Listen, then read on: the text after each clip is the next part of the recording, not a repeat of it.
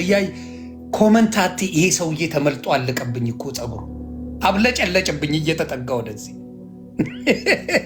ቶይን እስራኤል ልስራበት ተዋቸው 8400 ለዝጋው 8500 የሚበልጡ የሚወዱ እንደሚበዙ ለማሳየት ነው። አባ ፍቅር ነው ክርስቶስ ያስተማር። ዮኒ ማኛን መጥላት ክርስትና አይፈቅድም። ደሜን መጥላት ክርስትና አይፈቅድም። በተአምር አይፈቅድም። አይፈቅድም። ከእናንተ ውስጥ ኃጢአት የሌለበት የመጀመሪያው ድንጋይ ይውገር ነው የተባለ።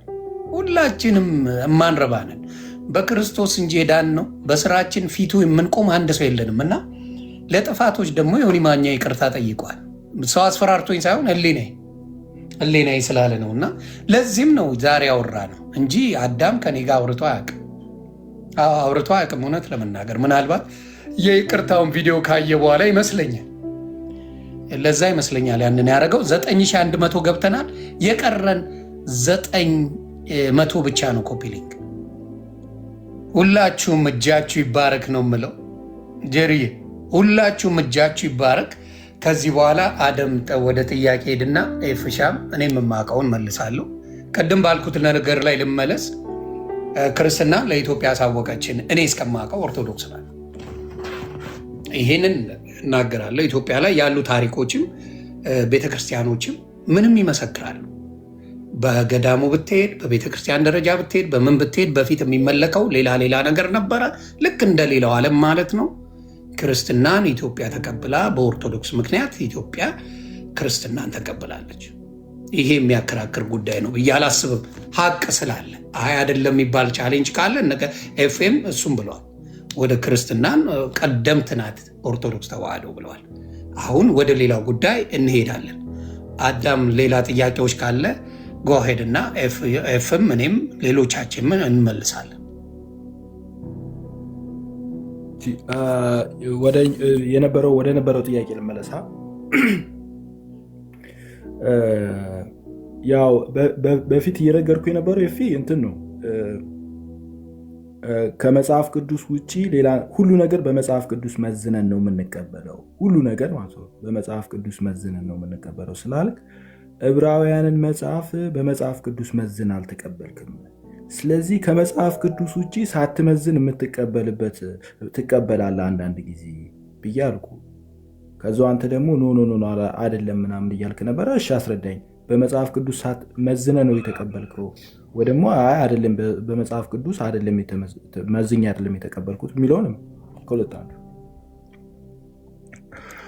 እሺ አሁን ያለ መጽሐፍ ቅዱስ ነው የተቀበልከው የምትለው አሁን አንተ ስለ ካኖናይዜሽን እያወራህ ነው እና እሱ ትክክል አይደለም። ካኖናይዜሽን ባይብል ካኖናይዜሽንን በተመለከተ ተመሳሳይ ነው ክሌማችን። የክርስትናው ሴክት በሙሉ ተመሳሳይ ነው ክሌማችን።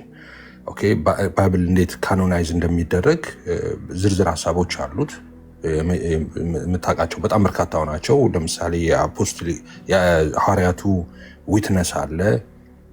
ኦኬ ከዛ በፊት የተናገርኩት ያ ሪትን ዶክመንት የነበረ ነው።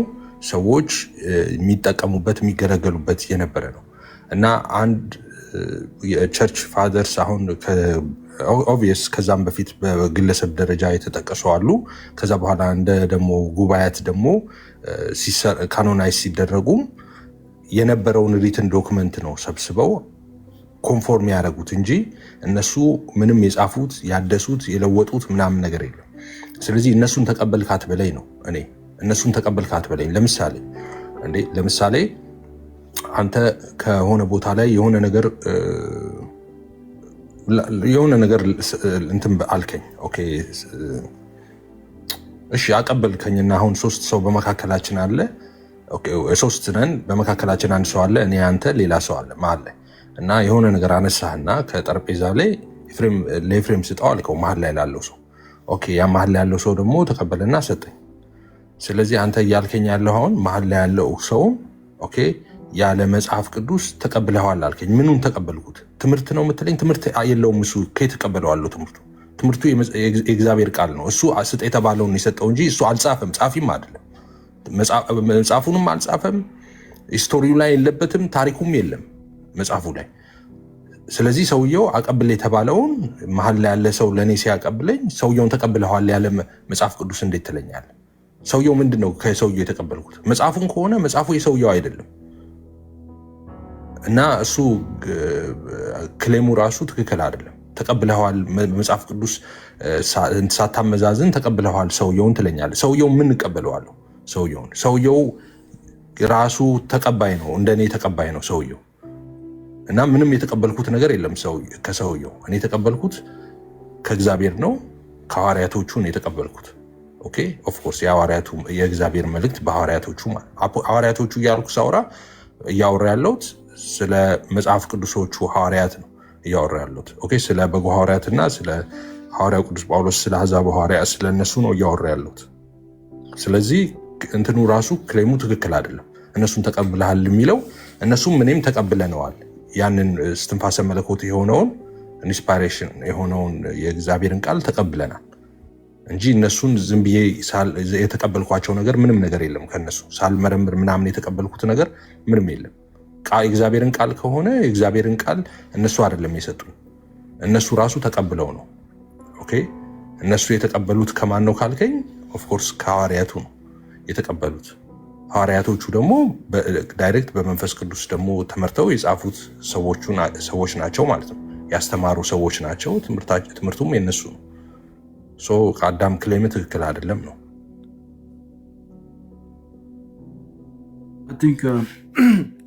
እንትን ማድረግ አለብኝ ማለት ነው። ሰፋ አድርጌ መናገር አለብኝ። ኦኬ ዕብራውያን መልእክት መጽሐፍ ቅዱስ መሆኑን የምታውቀው ከመጽሐፍ ቅዱስ ላይ አንብበ ነው ወይንስ ደግሞ በቤተ ክርስቲያን ትራዲሽን መጽሐፍ ቅዱሱን ከቤተ ክርስቲያን ትራዲሽን ላይ ወስደ ነው መጽሐፍ ቅዱስ ነው የምትለው? ወይንስ ደግሞ በቃ እንደዛ መልስልኝ። በቤተ ክርስቲያን ትራዲሽን ነው የምታውቀው መጽሐፍ ቅዱስ መሆኑን ወይንስ ደግሞ ሌላ ማወቂያ መንገድ አለ? ዕብራውያን መልእክት መጽሐፍ ቅዱስ መሆኑን በርካታ ዝርዝር ሀሳቦች አሉ። መጽሐፍ ቅዱስ መሆኑን ማወቅ ለምሳሌ ስፒሪቹዋል ሪኮግኒሽን የሚባል አለ። የመንፈስ ቅዱስ ምስክርነት ማለት ነው። ኦኬ ዊትነስ ኦፍ ሆሊ ስፒሪት አንዱ ነው። ኦኬ ከዛ በኋላ ኤሌመንት ዲፕ ምንገባ ከሆነ ደግሞ ዶክትሪናል ሃርመኒ ደግሞ የሚባል አለ። ኦኬ የነበረው ለምሳሌ ብሉይ ኪዳን ስንቀበል ብሉይ ኪዳኖችን በአዲስ ኪዳን የተመዘኑበት አለ፣ ካኖናይዝ ሲደረግ ማለት ነው። ኦኬ እንደገና በዛን ወቅት የነበሩ ሰዎች መጽሐፎቹን ሲጠቀሙ የእግዚአብሔር ቃል ነው ብለው ነው ወይ እስትንፋሰ መለኮት ነው ብለው ነው ወይም ኢንስፓይሬሽናል ነው ብለው ነው ወይ የተቀበሉት? እንደዚህ ዝርዝር ሀሳቦች አሉ። ኦኬ ሶ እነዛ ደግሞ ኮንቲኒቲ ያለው መሆን አለበት፣ ዶክትሪናል ሃርመን ያለው መሆን አለበት። ከአዲስ ኪዳን የሚባል ነገር አለ። እንደገና ደግሞ በዓለም አቀፍ ደግሞ በዓለም አቀፍ ቸርች ያች ዩኒቨርሳል ቸርች ላይ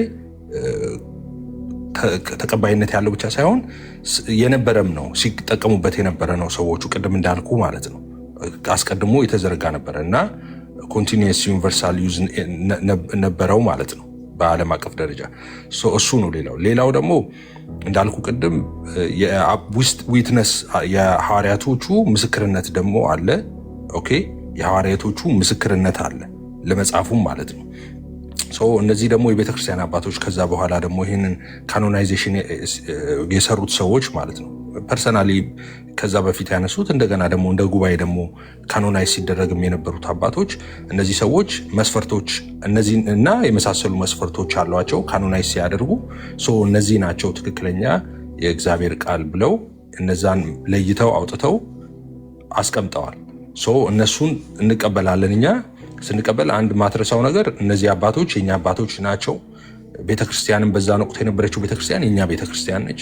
ኦኬ ለይተክሌም እንዳታረግ አባቶቹም የኛ ናቸው፣ ቤተክርስቲያንም የኛ ነች። እንደገና ደግሞ ካኖናይዝ ሲደረግ በርካታ መስፈርቶች ነበሩ። መጽሐፍ ቅዱስ ካኖናይዝ ሲደረግ ማለት ነው ይሄ ኢንስፓይሬሽናል ነው ይሄ አይደለም እየተባለ ሲለይ ማለት ነው። የነገርኩ በጣም ጥቂቱን ነው እንዳልኩ። እሺ ይሄ ደግሞ መልስ ካላጠገበስ በጣም ሰፋ አድርጌ ደግሞ አወራበታለሁ ማለት ነው። በጣም እጠር ብታደርገው ደስ ይለኛል። አንደኛ እንዳንሰላችም ያደርገዋል። ቶሎ ደግሞ ባትሪም እየጨረስኩ ስለሆነ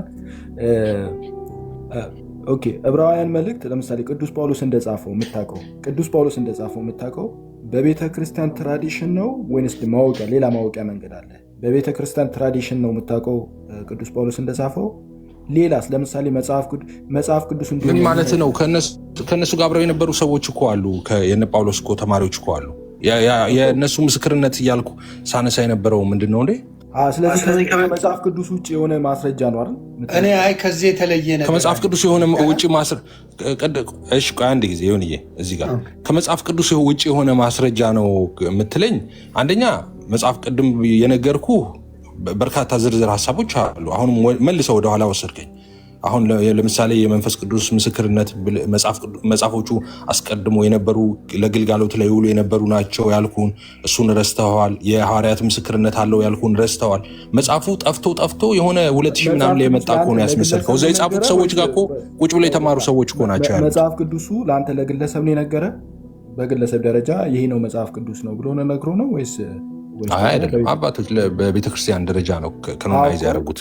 ስለዚህ የቤተክርስቲያን ትራዲሽን በመንፈስ ቅዱስ የሚመራው የቤተክርስቲያን ትራዲሽን ነው እየነገርክኝ ያለው ነው። ግን አሁን እየጠየከኝ ያለው እኮ ትራዲሽኑን ብቻ ሳይሆን እንዴት ያ ትራዲሽን እንደመጣ ጭምር ነው እየጠየከኝ ያለው። አሁን እኮ ዲፕ ሄደናል። እኔ ስፔሲፊክሊ እየጠየኩ ያለሁት መጽሐፍ ቅዱሱን የዕብራውያን መልእክት መጽሐፍ ቅዱስ መሆኑን የምታውቀው በቤተክርስቲያን ትራዲሽን ነው። አንተ ደግሞ ሁሉ ነገር በመጽሐፍ ቅዱስ መዝኜ ነው የምቀበለው ትለኛለህ። ግን ያው ላየህ አንዳንድ ጊዜ እንደዚህ ሲሆን በቤተክርስቲያን አንደኛ ብቻ አረከው ራስ ጠይቀ ራስ አትመልስ። አንደኛ ብቻ አረከው በትውፊት ብቻ ነው አልክ የምትቀበለው አልክ። እሱ የነገርኩን ነገር ያለመስማት ይመስለኛል በተደጋጋሚ። በዛ ብቻ አይደለም ሌላ የምታውቅበት መንገድ አለ። ሆሊ ስፒሪት ትውፊት ነው እንዴ? ሆሊ ስፒሪት መንፈስ ቅዱስን ምስክርነት አላልኩም እንዴ? ቅዱስ ትውፊት የምንለው እኮ ያ ነው እኮ መንፈስ ቅዱስ ትውፊት ነው። ኖ ቅዱስ ትውፊት አንተ የምትለው ቅዱስ ትውፊት ነው። መንፈስ ቅዱስ አንተ ነገረ እንዴ? መንፈስ ቅዱስ ቅዱስ ትውፊት ነው። ኖ የነገርኩን ስማኝ። እኔ እየነገርኩ ያለሁት ቅዱስ ትውፊት ነው ያልኩት። ትውፊት ማለት ከሰዎች ወደ ሰዎች ሲተላለፍ የመጣ በመንፈስ ቅዱስ እየተጠበቀ የመጣው ትውፊት ማለት ትራዲሽን። አሁን አማርኛና እንግሊዝኛው ስለ ትራዲሽን ነው የምናወራው። ትውፊት ማለት ሁለት አይነት ትውፊት አለ። ትውፊት ማለት ያው ታሪክ እኮ ነው ባጭሩ። ታሪክ አይደለ እንዴ? የቤተክርስቲያን ቅዱስ ትውፊት የምንለው መጀመሪያ ከኢየሱስ ክርስቶስ የሚጀምር ነው። ቅዱስ ትውፊት የምንለው እንጂ ማንኛውንም ትውፊት አይደለም። ዝም ብሎ አንድ ተራ ግለሰብ ያወራውን ወሬ ሳይሆን ከኢየሱስ ክርስቶስ የጀመረ ከሐዋርያቱ የጀመረ በቤተክርስቲያኑ ሲተላለፍ የመጣ አንድ እውነት ማለት ነው። ስለዚህ እኮ ግን አሁን ቅዱስ ትውፊት ቅድም ስትል በትውፊት ነው ስትል ትውፊት ብቻ አይደለም ስልህ መንፈስ ቅዱስን ስልህ እሱም ትውፊት ነው ያልከኝ ነገር ነው ትክክል ያልሆነው። ኖ እንደዛ አላልኩም እኮ። እሺ ካላልከኝ ስለዚህ በሱ ብቻ ነው በትውፊት ብቻ ነው የሚለውን መንፈስ ቅዱስ ያግዛል። ቤተክርስቲያን ያ ትክክል ነበር። የመንፈስ ቅዱስ እገዛ አለ ነበር። ከመጀመሪያውም ጀምሮ በመጠበቁም ሂደት ውስጥ ነበረ። በካኖናይዜሽንም ጊዜ ነበረ። እሱን ዊትነስ አድርገው ነው ካኖናይዝ ሲያደርጉም የነበረው።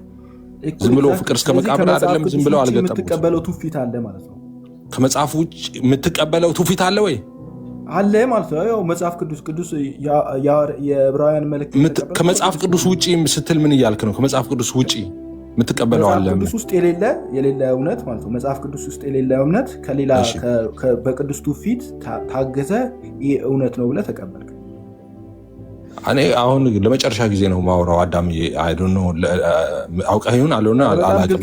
ቆይ ይህን ለመጨረሻ ጊዜ ልናገር። ከመጽሐፍ ቅዱስ ውጭ የሆነ ትለኛለህ እንዴ? ምንም አልተቀበልኩም ከአትናቴዎስ እኮ እያልኩ ነው። አትናቴዎስ ራሱ እንደኔ ተቀባይ ነው። መጽሐፉ ሪትን ዶክመንት ነው፣ እስትንፋሰ መለኮት ነው። አትናቴዎስ የጻፈው ነገር የለም። ከሱ ነው እንደኔ ነው እሱም የተቀበለው ያንን መጽሐፍ። ምንድነው ከአትናቴዎስ የተቀበለው? የእግዚአብሔርን ቃል ከአትናቴዎስ ተቀበልክ ትለኛለህ እንዴ? አትናቴዎስ ምንድነው? እሱ ዊትነስ ነው እኮ እንጂ ምንም ባለቤት አይደለም። ቅዱስ አትናቴዎስ ነግሯል። ቅዱስ አትናቴዎስ ተነግሯቸው እሳቸው ጋር ደረሰ ያ ነገር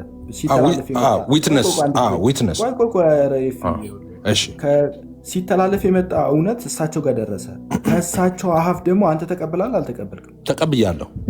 ኤግዛክትሊ እሱን ነው የምልህ። አየህ እሺ እና እሱ ነው የምትለኝ ከመጽሐፍ ቅዱስ ውጪ ነው የተቀበልከው? ለምንድን ነው የምትለኝ? እኔ የተቀበልኩት መጽሐፍ ቅዱስ ይሄ እውነት ነው። ዕብራውያን መጽሐፍ ቅዱስ ነው ብለህ የተቀበልከው ያ ሀሳብ መጽሐፍ ቅዱስ ውስጥ ያለ ሳይሆን ቅዱስ አትናቴዎስ ወይም ደግሞ በቤተ ክርስቲያኑ ሲተላለፍ የነበረ አንድ ትውፊት እሱን ተቀበለን ያመንከው ማለት ነው። አትናቴዎስ ራሱ እንደኔ አትናቴዎስን አይደለም ያመንኩት፣ አትናቴዎስም እንደኔ አምኖ ነው እኮ የምልህ እኮ እሱን እኮ ነው ያልኩህ። እሳቸው ጋር ሲመጣ ያው ስለዚህ በቤተ ክርስቲያኔ ነው እሱማ ተያይዞ የመጣው። እንኳን አንተ ከኔ ራሱ አሁን ልጆች የነገና አንተ ልጆች እኮ ነገ እኮ ከኛ የምንሰጣቸውን እኮ ነው አሁን የተጠረዘውን እኮ እኛ ሰተናቸው እኮ ነው እነሱ የሚይዙት እኮ።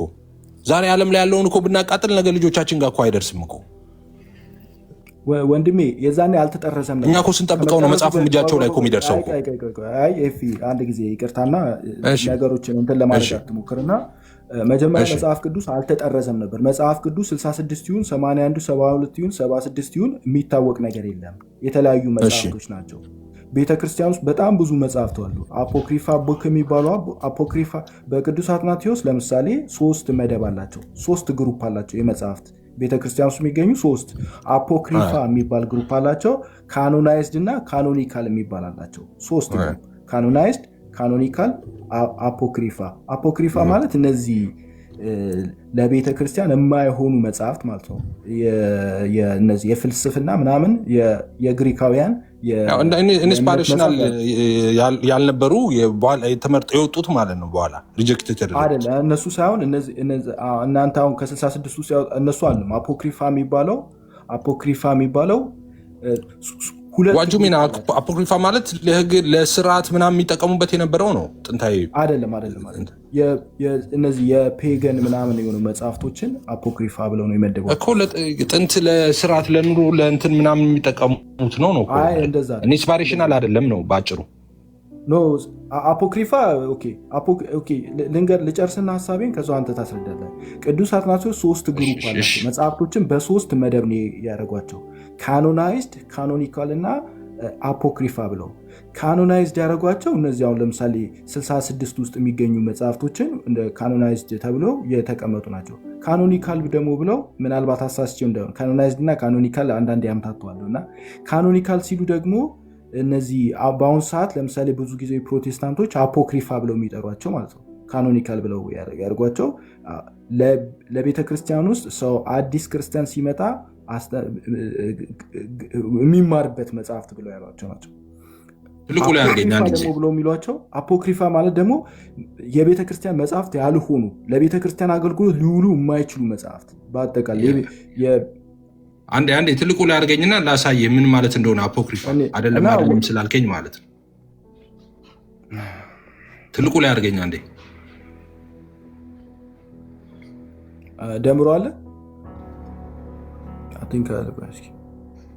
ደሜ በሌላ አካውንት እያየን ያው ላንብብልህ።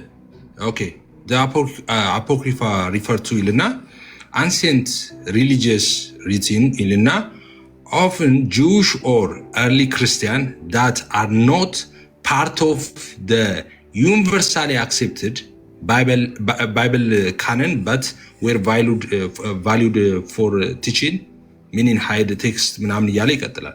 እኔ ያልኩ ነው የሆነው ማለት በኋላ ካኖናይዜሽን ላይ ያልገቡ ይቅርታ አድርግልኝና ይሄ የዘመናዊ ትርጓሜ ነው። ዘመናዊ ላይ አሁን ላይ የሚተረጎም ዘመናዊ ትርጉም ነው ይሄ ዘመናዊ አሁን ላይ ማለት ነው። አሁን ላይ ያለውን ትርጉም ነው የነገርከኝ።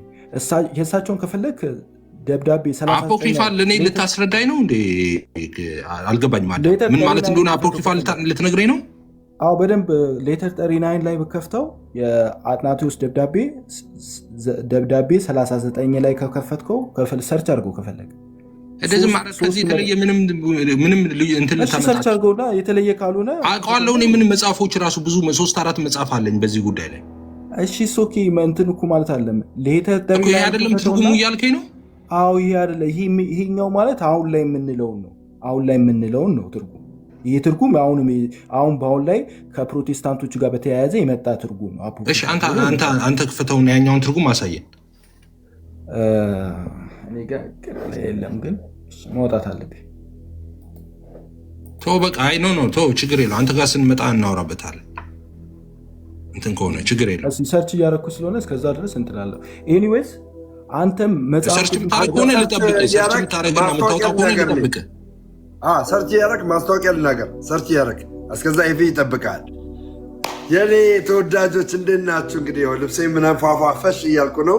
ምክንያቱም ከ8 ሰዓት ጀምሮ አዳማም አዲስ አበባም ታላቅ የሆነ ዝማሬ እንግዲህ በኢትዮጵያ ኦርቶዶክስ ተዋሕዶ ቤተክርስቲያን ተዘጋጅተዋል። አእላፋት ዝማሬ አይታችኋል። ሸክ ብዬላችኋለሁ። የአእላፋት ዝማሬ እና ቴንኪው ደግሞ ወደ 10 ሺህ ምናምን ያስገባችልኝ ዮኒ ማኛ አመሰግናለሁ። እዚህ ያላችሁ ውድ ኦርቶዶክሳውያን ወንድሞች እንዲሁም ደግሞ የምትወዱኝ ፕሮቴስታንቶች ቴንኪው በጣም አመሰግናለሁ። ኤፍሬም ባለጊዜ፣ አዳም፣ ሰላም፣ ህይወት የምትባል አካውንት ቴንኪው በጣም ወዳችኋለሁ። አምሮብኛላ ጋይስ። እንዴት ነው የአእላፋት ዝማሬ? ዮኒ እንዴት አየሽው የአእላፋት ዝማሬ? አይ ዝማሬ ደስ ይለኛል። ለጌታ የሚዘመር ነገር በሙሉ ደጋፊ ነኝ። ቆይ እጠይቅሃለሁ፣ ስለሱ እጠይቅሃለሁ። ደሜ አንድ ጊዜ ግን አዳም ብሪታኒካን ትርጉም ትቀበላለህ? እኔ እኮ ኤፊ አልተረዳኝም እንጂ እየነገርኩ ያለሁት እኔ የአባቶችን ትርጉም ነው እየነገርኩ ያለሁት እንጂ አሁን ላይ በሞደርን ትርጉም የተሰጠውን አይደለም። አባቶች ብሪታኒካም አሳስቶ ይተረጉማል ብለህ ትጠረጥራለህ? ለምን አፌ ላይ እንትን ታስገባለህ? እኔ እኮ አሁን ላይ ያለው ትርጉም እኮ ስህተት ነው አላልኩም። እኔ ያልኩት ቅዱስ አትናቴዎስ መጽሐፍቶችን በሶስት መደብ ነው ያስቀመጧቸው፣ በሶስት ግሩፕ። እኔ እኮ ይህን ያመጣሁት አፖክሪፋ ስትለኝ ካኖናይዝ ካልተደረጉት አክሴፕታንስ ካላገኙት ውስጥ የቀደሙት ጂሾች ከሚጠቀሙ ኖ እነሱ አይደለም ብለህ ስታስቆመኝ አይ ነው ብዬ ነው ያወጣሁልህ እኮ ነው።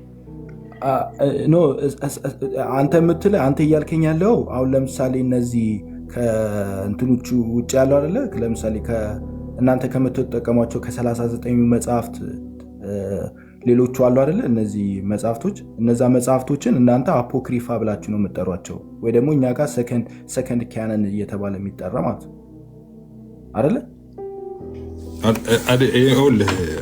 እሺ በቃ ትርጉሙ ግን አፖክሪፋ ማለት ትርጉሙ ይሄ ነው። ለእሳቸው አፖክሪፋ ማለት ሄሬቲካል ቡክ ማለት ነው። ካኖናይዜሽን ቀኖና ውስጥ ያልገባ አይ እንደዛ የነዚህ የመናፍቆች አሁን ትርጉሙ ምን መሰለ? ኤኒዌይስ ምንድነው በእሳቸው ሳይሆን አፖክሪፋ የሚባለው ነገር አሁን ይሄ ዩኒቨርሳል ትሩዝ ነው። ምንድነው ካልክ ይኸው እዚህ ጋር እንዳለው ነው እንግዲህ ፍሮም ግሪክ እና አፖክሪፈን ቱ ሃይድ አዌይ ኢን ዘ ባይብል ሊትሬቸር እና ወርክ አውትሳይድ አን አክሴፕትድ ካኖን ኦፍ ስክሪፕቸር ይላል። Okay, work outside an accepted canon of scripture. The story of the term usage indicate that Ilina refer to a body of historic written that were at first prized, later tolerated, and finally excluded. አየህ እኔ ያልኩትን ቃል በቃል ነው ትርጉሙ የሚለው ማለት ነው። ኤኒዌይስ ስለዚህ ዕብራውያን መጽሐፍ ቅዱስ መሆኑን የምታውቀው በእንትን ነው በትራዲሽን ማለት አይደለም። እሺ በምንድን ነው የምታውቀው? አሁንም እሱ ላይ ነው ያለ። ለአምስተኛ ጊዜ ልነግርህ ነው እንዴ? ኖ ከመጽሐፍ ቅዱስ ውጪ ከሆሊ ትራዲሽን ውጪ የምታውቅበት መንገድ ነገር መጽሐፍ ቅዱስ ነው። እሱ አንዱ ነው፣ ብቸኛ አይደለም። ለምሳሌ መንፈስ ቅዱስ ስልህ እኮ እጅ የሰጠ መስሎኝ ነበረ እኮ ነው።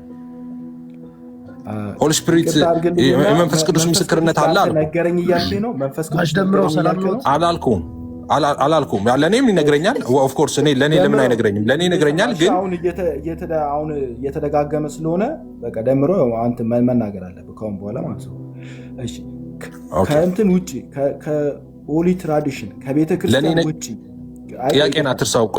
ለአንተ ነገረኝ እያልክ ነው ብለህ ነበረ። ልመልስ እሱን አይ ላስቀምጠውና ጥያቄን አንተ እንደፈለግህ ረዥም ሰዓትም ወስደህ ራሽ ደምሮ እንዳሳብ አንዱን ሳይጨርሱ ወደ ሌላ እየሄዱኛ ተወዛገብ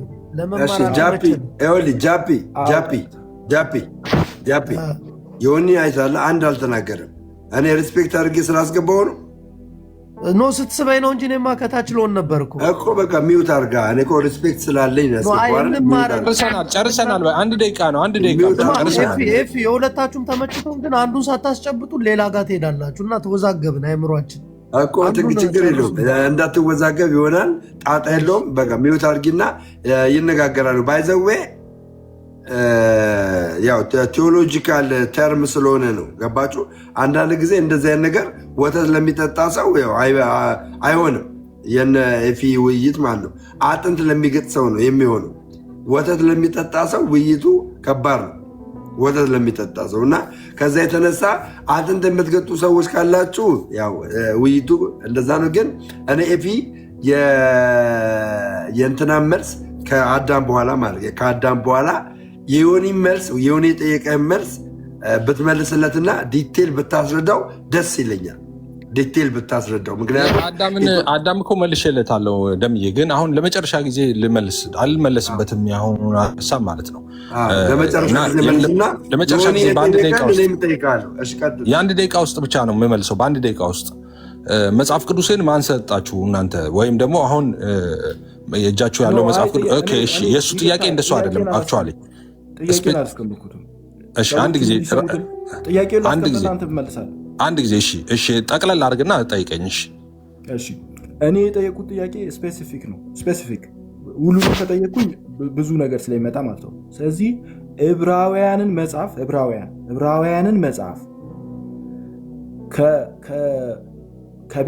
ከቤተ ክርስቲያን ውጪ ከቅዱስ ትውፊት ውጪ መጽሐፍ ቅዱስ መሆኑን የምታውቅበት ሌላ መንገድ ካለ ንገረኝ ብዬ ነው ያልኩት።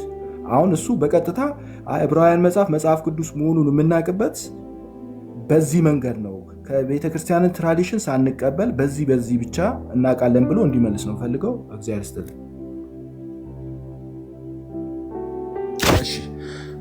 አሁን ለመጨረሻ ጊዜ ነው እና በጥንቃቄ ስሙኝ የምመልሰው። አንደኛ በቤተክርስቲያን ትራዲሽን አይደለም እናውቀው አይደለም። አንተ ቅድም ስትል የነበረው ኦኬ መጽሐፍ ቅዱስ ብቻ በሚለው ትምህርታችሁ መሰረት ኦኬ መጽሐፍ ቅዱስ ብቻን ስለሆነ እናንተ የምትሉት ኦኬ በመጽሐፍ ቅዱስ ሳትመዝኑ የምትቀበሉት ትውፊት አለ ማለት ነው። ምክንያቱም መጽሐፍ ቅዱሱ ሳይኖር ኦኬ ካኖናይዝ ተደርጓል፣ አባቶች ካኖናይዝ አድርገውታል እና እነዛን አባቶች የተቀበላችሁት በመጽሐፍ ቅዱስ መዝናችሁ አይደለም ማለት። ይሄ ጥያቄው ራሱ የተገለበጠ ነው። ቁጭ ባልከው ሶፋው ሂድ መሽቶ ባህል ጥያቄ ነው። ምክንያቱም መጽሐፍ ቅዱሱን አልጻፉም ሰዎቹ። ለምን ያለ ስራቸው ስራ እንሰጣቸዋለን? አትናቴዎስም በዛ የነበሩትም እሱ ሜንሽን ስላረክ ነው ቅድም ጉባኤ ያለው የነበሩትም መጽሐፍ ቅዱሱን እንደኔና እንዳንተ ነው የተቀበሉ ናቸው፣ የጻፉ ሰዎች አይደሉም። እነሱ ከኛ ልዩነቱ ምንድነው? ቅርበት ነበራቸው፣ ዊትነስ ናቸው። አዜ ዊትነስ ተጠቅመናቸዋል ብያለሁ እንጂ እነሱም ከኛ እኩል ተቀባይ ናቸው። ስለዚህ እነሱን የተቀበልኩት ምንም ነገር የለም። ያለ መጽሐፍ ቅዱስ ተቀብለሃል ምናምን አትበለኝ። ያለ መጽሐፍ ቅዱስ አልተቀበልኩ፣ የራሴን መጽሐፍ ነው የተቀበልኳቸው ከእጃቸው ማለት ነው። እኔ መንገድ ላይ የሄድኩኝ ብር ብጥል ተበታትኖ 10 ብር 100 ብር 50 ብር እዛጋ ቢጥል ሰዎች ለቃቅመው ቢሰጡኝ ሰዎቹን የማንም ብር ነው የሰጡኝ? ጥያቄ ምን ነበር?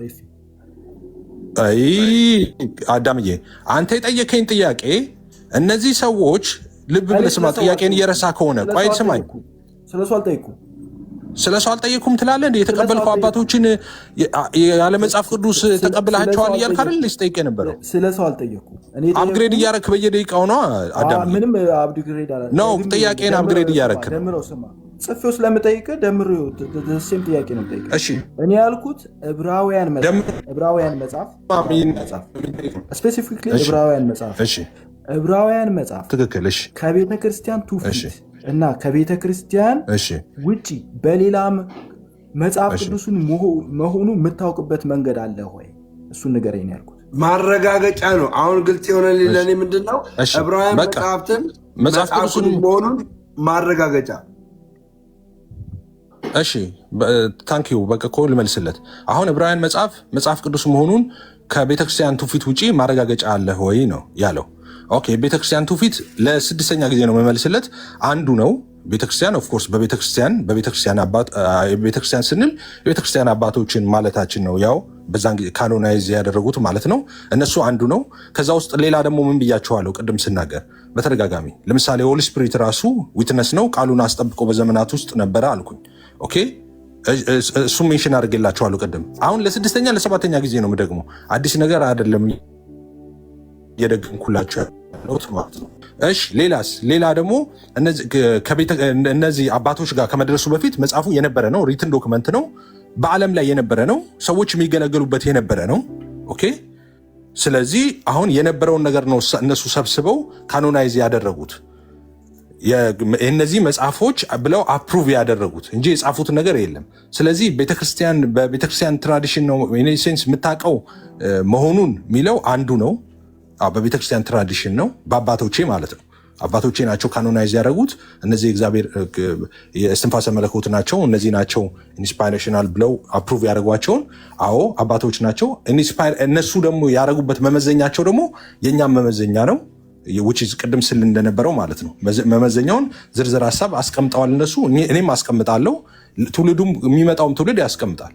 አንዱ ቅድም ስል የነበረው የሆሊ ስፒሪት ዊትነስ ነው። ቀጥሎ ደግሞ በመጽሐፍ ቅዱስ ውስጥ ያሉት ኦኬ፣ ከዛ በፊት እንዴት ይገለገሉባቸው ነበረ ሰዎቹ። ቅድም እንደተጠቀሰው አይነት መጽሐፎች ናቸው ኤክስክሉድ የሆኑት መጽሐፎች ናቸው ወይስ ደግሞ ለኢንስፓይሬሽናል የሚጠቀሟቸው ነበሩ ወይ? ከመጽሐፍ ቅዱስ ውስጥ ጋር ከአዲስ ኪዳን ሀሳብ ጋር የተጋጩ ናቸው ወይስ አንድ ስሙሙ ናቸው? ሃርመናይዝድ ናቸው እያልኩ ቅድም ሳነሳ የነበረው ነበር። ዝርዝሮቹን ሁሉ አንስቻለሁ ቅድም። እነዚህ ሁሉ ይታያሉ። እነዚህን የሚታዩት እነ አትናቴዎስ እንዳዩት እኔም ያለው ልጄም ወደፊት ያያል ገና እነሱን ማለት ነው። እሱን በዛ ነው አፕሩቭ ያደረግነው ማለት ነው መጽሐፍ ቅዱስን እንጂ ከአንተ ጥያቄ ጋር ምንም የሚገናኝ ነገር የለው። ይሄ በነገራችን ላይ የእኔ ብቻ አይደለም። አንተንም ብጠይቅህ ለነገሩ አንተ ብጠይቅህ ብዙ ችግር ውስጥ ትገባለህ። አሁን አንተ ጠያቂ ነህ እንጂ ማአት ችግር ውስጥ ነው የምትገባው አንተ። መጽሐፍ ቅዱስ ካኖናይዜሽን ብጠይቅህ አንተ በለው በጣም ብዙ ጭንቀት ውስጥ ትገባለህ ብጠይቅህ ማለት ነው። እኔ አሁን 66 አማኝ ስለሆንኩ ነው እንደዚህ ቀለል አድርጌ የምመልሰው ማለት ነው። በቤተክርስቲያን ትውፊት ነው መጽሐፍ ቅዱስ መሆኑን የምታውቀው አይደል?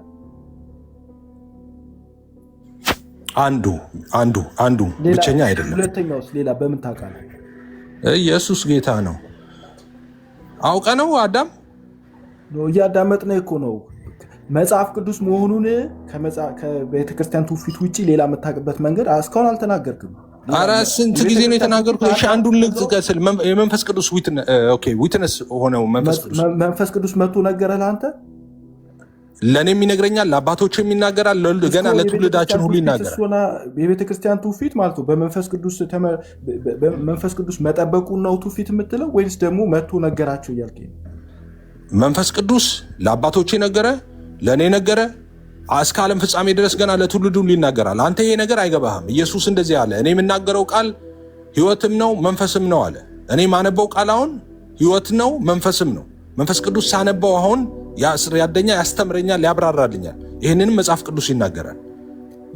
መንፈስ ቅዱስ እኮ ያው ነው። አንተ አምላክ ነው፣ ዛሬም ይሰራል። ኤፍሬም እየጠየቅን ያለ ነው እኮ መንፈስ ቅዱስ ረድቷት ቤተክርስቲያንም አወቀች። መንፈስ ቅዱስ ረድቷት አወቀች፣ እኔም አወቅኩ።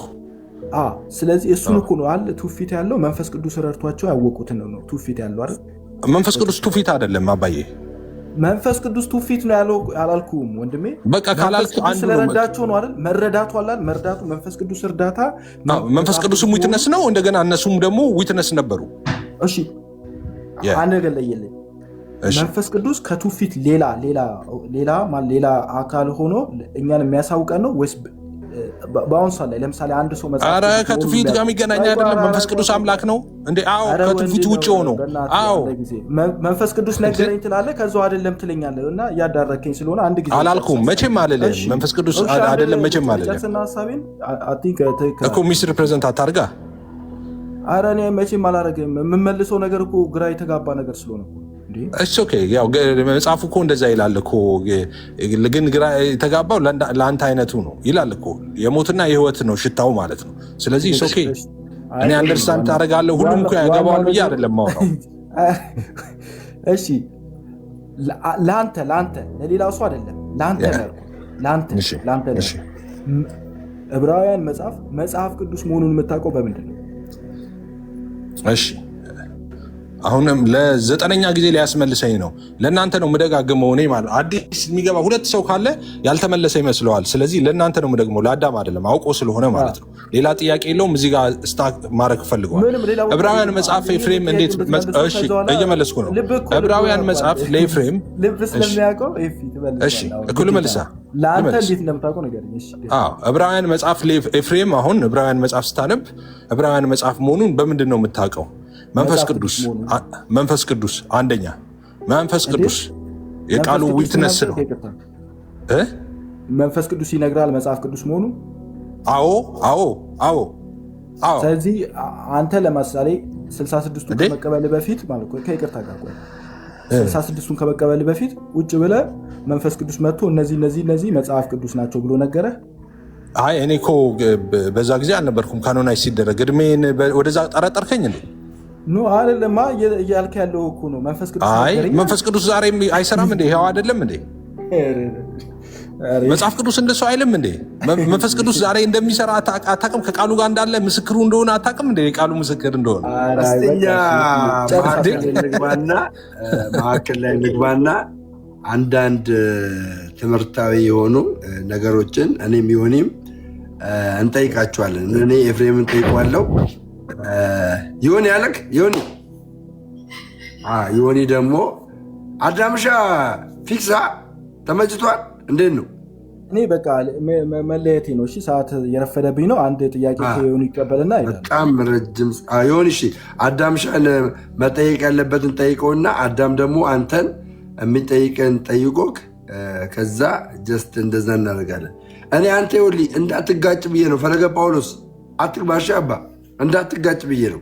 እንዳትጋጭ እኔ በቃ ነው እንዳትጋጭ። አንተንም ሁለታችሁ ደሜ አንድ ጊዜ እኔ አዳም ለምንድን ነው ኬኩና ደሜን ማታስታርቃቸው? አዳም እኔ ነገር በጣም አዳም እንደዚህ ነገር ውስጥ አይገባም። አይገባም። እንደዚህ ነገር ውስጥ መግባት ያለባቸው ሰዎች ይግቡ፣ አለበዛ ባይገቡም ቢሶጌስ ፋይን። እንግዲህ ያው ታውቃለህ ጦርነት ላይ ያኔ እኔና ሰሙ በፋይት በምናደርግበት ሰዓት አንተ ነበርክ ያስታርገን። ትዝ ይልሃል ኤፊ? እኔ እኮ አሁን ሬድ አንተ ምን አገባ መናፍቅ ምናምን ይሉኛል። ቸገረኝ። ፋይን በቃ ችግር የለውም። የሚመጣውን እንግዲህ በጦርነትም በጸጋም እንቀበላለን። ጣጣ የለውም። አዳምሻና ዮኒ ትንሽ ዲስከስ አድርጎች ይወጣል።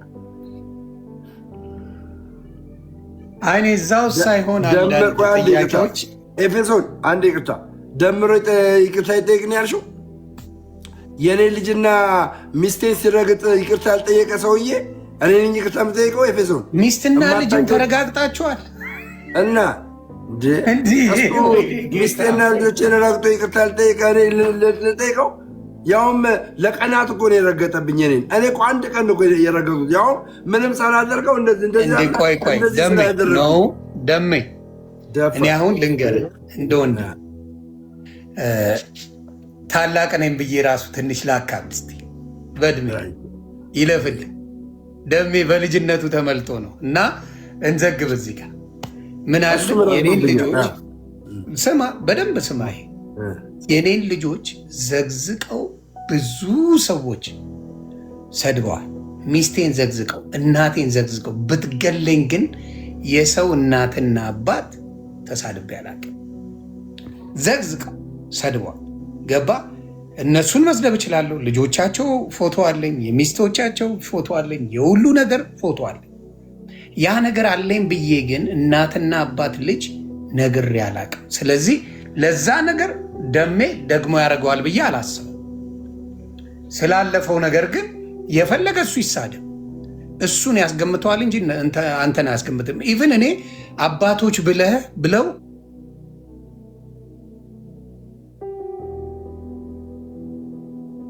ኦርቶዶክሶች የያዙኝና ልክ የሆኑበትን ነገር ልንገር። አባቶች እናቶች አከብራለሁ ትላለህ፣ ዮኒ ማኛ ልጆች አከብራለሁ ትላለህ። እንዴት አባ ማትያስን አቡነ ተክልዬን አላከበርክም ብለው በጥያቄ ያዙ። ማምለጫ አጣ። ገባ? ስለዚህ ለዛ ነው ይቅርታ የጠየቅኩት። ለምን አባት እናት ማልሰድብ ከሆነ እኚህም አባት ናቸው በእድሜ አቡነ ተክልዬም አባት ናቸው መናገር የለብኝም በሚለው ኤግዛክትሊ። ስለዚህ አንተም አሁን የፈለገ እናትና አባት የማትሳደብ ከሆነ ልጅ የማትሳደብ ከሆነ የፈለገ እሱ ቢሰድብ አንተ ያንን ማድረግ የለብን። እሱን ከኔ ጋር ትስማማለህ? በዚህ ተስማማለህ? ይሁንዬ እኔ አንድ ቀን ነው ያውም 30 ሰከንድ ወይ 40 ሰከንድ ብለጠው። ሰምተኛል። ምን መሰለ ከትላንት ወዲያ ቤካ ቤት ነበርኩ እኔ እና በዶግማ ውይይት እንደ ብፁዕ አምላክ ቢኖር ደስ ይለኝ ነበር። በዶግማ ውይይት ከእነሱ ቤት ገብቼ እየተወያየን ነበር።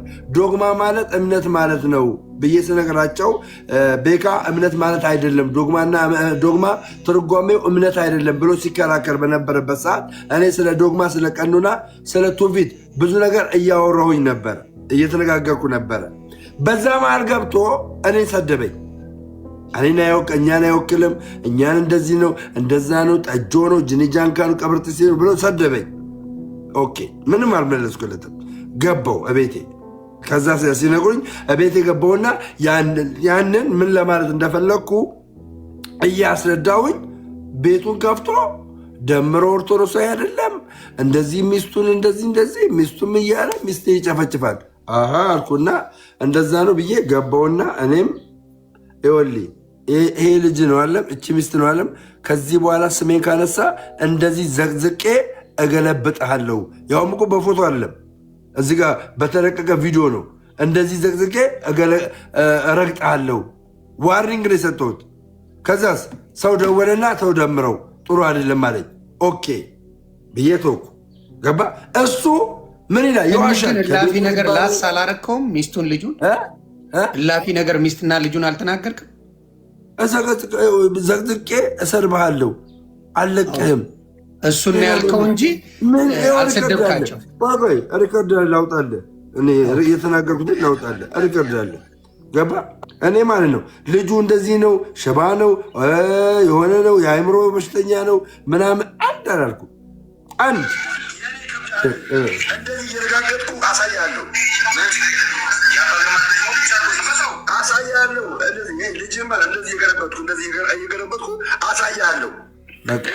አሳያለሁ ነው እንጂ ልጁን አንቲ የሆነ ስድብ አልሰደብኩበትም፣ ሚስቱንም አልሰደብኩበትም። ዋርኒንግ ነው። ተወኝ፣ በቃ እኔን ተወኝ፣ ተፋታኝ፣ ሙጫ አትሁንብኝ፣ በቃ ተፋታኝ ነው። ኦኬ ገባ። ከዛ ውጭ እሱ ከሚስቱ ጋር ተጣልቷል ይላል፣ ተለያይቷል ይላል። ሚስቱን የማይሆን ነገር ሚስቴን ይሳደባል፣ ልጆቼን ይናገራል። ልጆቹ ምንድን ናቸው ያለው? ኳሻኮር የያዛቸው ናቸው ብሎ ተናገረ።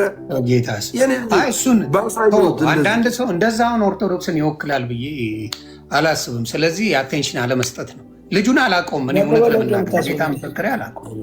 ታች አንተ ደግሞ ብሎክ እንዳላደርግ በለው ሌላ ነው። የትኛው ፈለገ ነው ደግሞ? ፈለገ አጥናቴውስ አይደለም ማለት አይደለም ሌላ። አሁን ደግሞ ከገባ ብሎክ ነው ማድረግ ገባ። ይህን ነው እኔ ዮኒ እኔ ልጁንም ፋሚሊውንም ሰልጃለ። ማን ነው የሚያስገባ? ዮኒ ፈልግ ነበረ ግን በቃ አትፈልገኝም። እኔ ፈልግ ነበር። ኧረ ፈል አትሰዳደብ አባቴ አይደለም እንጂ እኔን ያስወርደኛል እሱ ጋር። ቆይ ሳትናደድ ፈል ብትናደጅም ቀስ ብለህ ብታወራው ደስ ይለኛል። ያለው ነገር እዚህ ያላችሁ ኦርቶዶክሳውያን እንድታውቁ የሚያስፈልገው ልጁ አይታችሁ ከሆነ እኔም ብቻ አይደለም ኦርቶዶክሳውያንን አገልጋዮችን እንዴት አድርጎ እንደሚናገር ከፈለገ አትናቴዎች ጀምሮ እንዴት አታክ እንደሚያደርግ ነው የሚባለው። ቼክ ላድርገው ውስጥ ገባችሁ? አታክ ነው የሚያደርገው። እኔ ልጁን አልሰደብኩበትም፣ ሚስቱን አልሰደብኩበትም፣ ግን ዋርኒንግ ነው የሰጠሁት። ብሰድብበት ምን እንደሚሆን አስቡ። ዋርኒንግ ነው የሰጠሁት። ተወኝ ነው ያልኩት። አሁንም ቢሆን ይቅርታ አልጠይቅህም። እዚህ ጋር 900 ሰዎች አላችሁ አለም። ይቅርታ አልጠይቅህም። የዘማርያምን ሐሳብ የዘማርያምን ምክር አልሰማ ስላልክ ነው። ገባ? የዘማርያምን ምክር አሰማችኋለሁ በድምፅ ዘማርያም የተናገረው የዘማርያምን ምክር አልሰማ ስላልክ አሁንም ዋርኒንግ ነው የሰጠው። ቀጥሎ ግን ማለት ነው ቀጥሎ ግን እምቢ ካልክ በየቤቱ እየገባ ስሜን የምታነሳ ከሆነ ቲክታክ ፕላትፎርሙ እንዲበላሽ ታደርጋለህ። እረፍ፣ ባለበት እረፍ። እኔን ተወኝ፣ እኔም ኑሮ እንድኖርበት ላገርግልበት። አላቅም አታቀኝም። ፔሬድ አላቅም አታቀኝም። አለቀ። ስለዚህ የሆነ ርዕስ አትሆን፣ የሆነ ርዕስ አትሆን። ስለዚህ ተወኝ። አልሰደብኩም፣ አልተናገርኩም። ምንም ነገር ያልኩ ነገር የለም። በቃ በየቤቱ እየገባ ሪፖርት እናርገበት ምናምን መብያው ነው። ይሄ ልጅንም አወቅኩት፣ እየገባ የሚለጠልጥ ነው። አወቅኩት።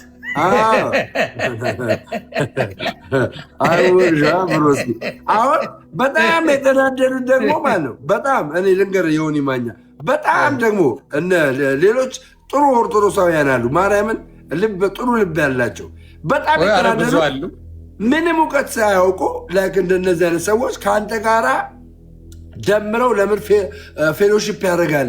አንተ ይኸው ገንዘብ ሆንክ እኮ በቃ ይኸው ገንዘብ ሆንክ። ቆይ ልጠይቃቸው። አይ እነሱ ተደብቀው እያዩኝ አንተን እንዲህ ማለት አይከብድም? እኔ ብፈልግ አሁን እነሱ ፔጅ ልጠይቅ፣ ኤኒ ኦርቶዶክስ ቤት ልምጣ ብል የሚከለክለኝ አንድ ሰው እንደሌለ ታውቃለህ? በደስታ ነው የሚያስገቡት። ስለማልፈልግ ጌታ ስለማልፈልግ እንጂ ልምጣ ብል አንድ ኦርቶዶክስ እኔ ፔጅ አትምጣ የሚለኝ ዴዝ ኖ። ስለዚህ እናመሰግናለን አዳም ቴንኪው። ዲስከስ አድርገህ ከኛ ጋር አብረህ በነበርክበት ቆይታ ቆንጆ የሆነ ውይይት ስላደረግ ቴንኪው በለው። አዳምን ምርጥ አዳም አሪፍ ልጅ ነው። ፎሎ አድርጌው። አይ እኔ አሁን ደግሞ ጥያቄ አለኝ። ለማን መሰለል? እኔም የኦርቶዶክስ ልጆችም እንዲገባቸው የምጠይቀው ኤፍሻን ጥያቄዎች አሉ። ምን አይነት ጥያቄዎች ነው የምጠይቃቸው? አሁን ከተወያያችሁት ውጭ ነው። ይሄ ምንም አይጠቅመንም። ምንም የሚያመጣው ነገር የለም። አደይነት ደይ ቃሉን ነው። ቃሉ ላይ ስንሄድ ምን መሰለ በጣም ሁሌ ባዘር የሚያደርገኝ ከበፊትም የነበረ ነው ጌታ። ከዛ ወደ ማቴዎስ 19 ይሄዳለሁ። ኤፍዬ እንድትመልስልኝ ለኦርቶዶክሶችም እንዲያውቁት ስለምፈልግ ነው። ምን ጥያቄ አለ መሰለ? ሁለት ሰዎችን ኢየሱስ ክርስቶስ አንዱን አይነ ስውር ነው፣ እሱን ሊያድነው ሲል የዳዊት ልጅ ወይ ማረኝ ብሎ ነው የጠየቀው። እንዲሁም ደግሞ አንድ ሴት እንደዛው መጽሐፍ ቅዱስ ላይ እንደምታውቀው የዳዊት ልጅ ወይ ማረኝ ልጄ ማረልኝ ብላ ጠይቃው፣ ከዛ በኋላ እንዲያውም ውሻዎች ራሱ ከተረፉት ነገር ይበላሉ ስትለው እምነትሽ አድኖልሻል ልጅሽ ተምረዋል ብለዋታል። እና ሁለቱም የዳዊት ልጅ ማረኝ ብለው ጠይቀዋል። ስለዚህ ዳዊት አልፏል። በስጋ ከሄድን ዳዊት የሞተ ሰው ነው እና የሞተ ሰው ዳዊትን የዳዊት ልጅ ነህ ማረኝ ብላ ጠይቀዋለች። ማርያም ቅድስት ድንግል ማርያም የክርስቶስ እናት ናት። የክርስቶስ እናት የማርያም ልጅ ማረኝ ብሎ መጠየቅ ለክርስቶስ ችግር አለው ወይ? ምክንያቱም መጽሐፍ ቅዱሳዊ ስለሆነ የምጠይቀው። ሌላው ደግሞ ምንድነው በነነዌ ጊዜ የነነዌ ጊዜ አንድ ላይ የምልጃ ጥያቄዎች ስለሆነ ነው እዚህ ጋር የምጠይቀው። የምልጃ ጥያቄው ምንድን ነው? ሌላው በነነዌ ጊዜ እነሱ ለፍርድ መጥተው እንደሚፈርዱ መጽሐፍ ቅዱስ ይናገራል። መጽሐፍ ቅዱስ እነሱ አብረው የፍርድ ጊዜ ተነስተው ፍርድ እንደሚሰጡ ይናገራል። የመጨረሻው የምናገረው ምንድን ነው?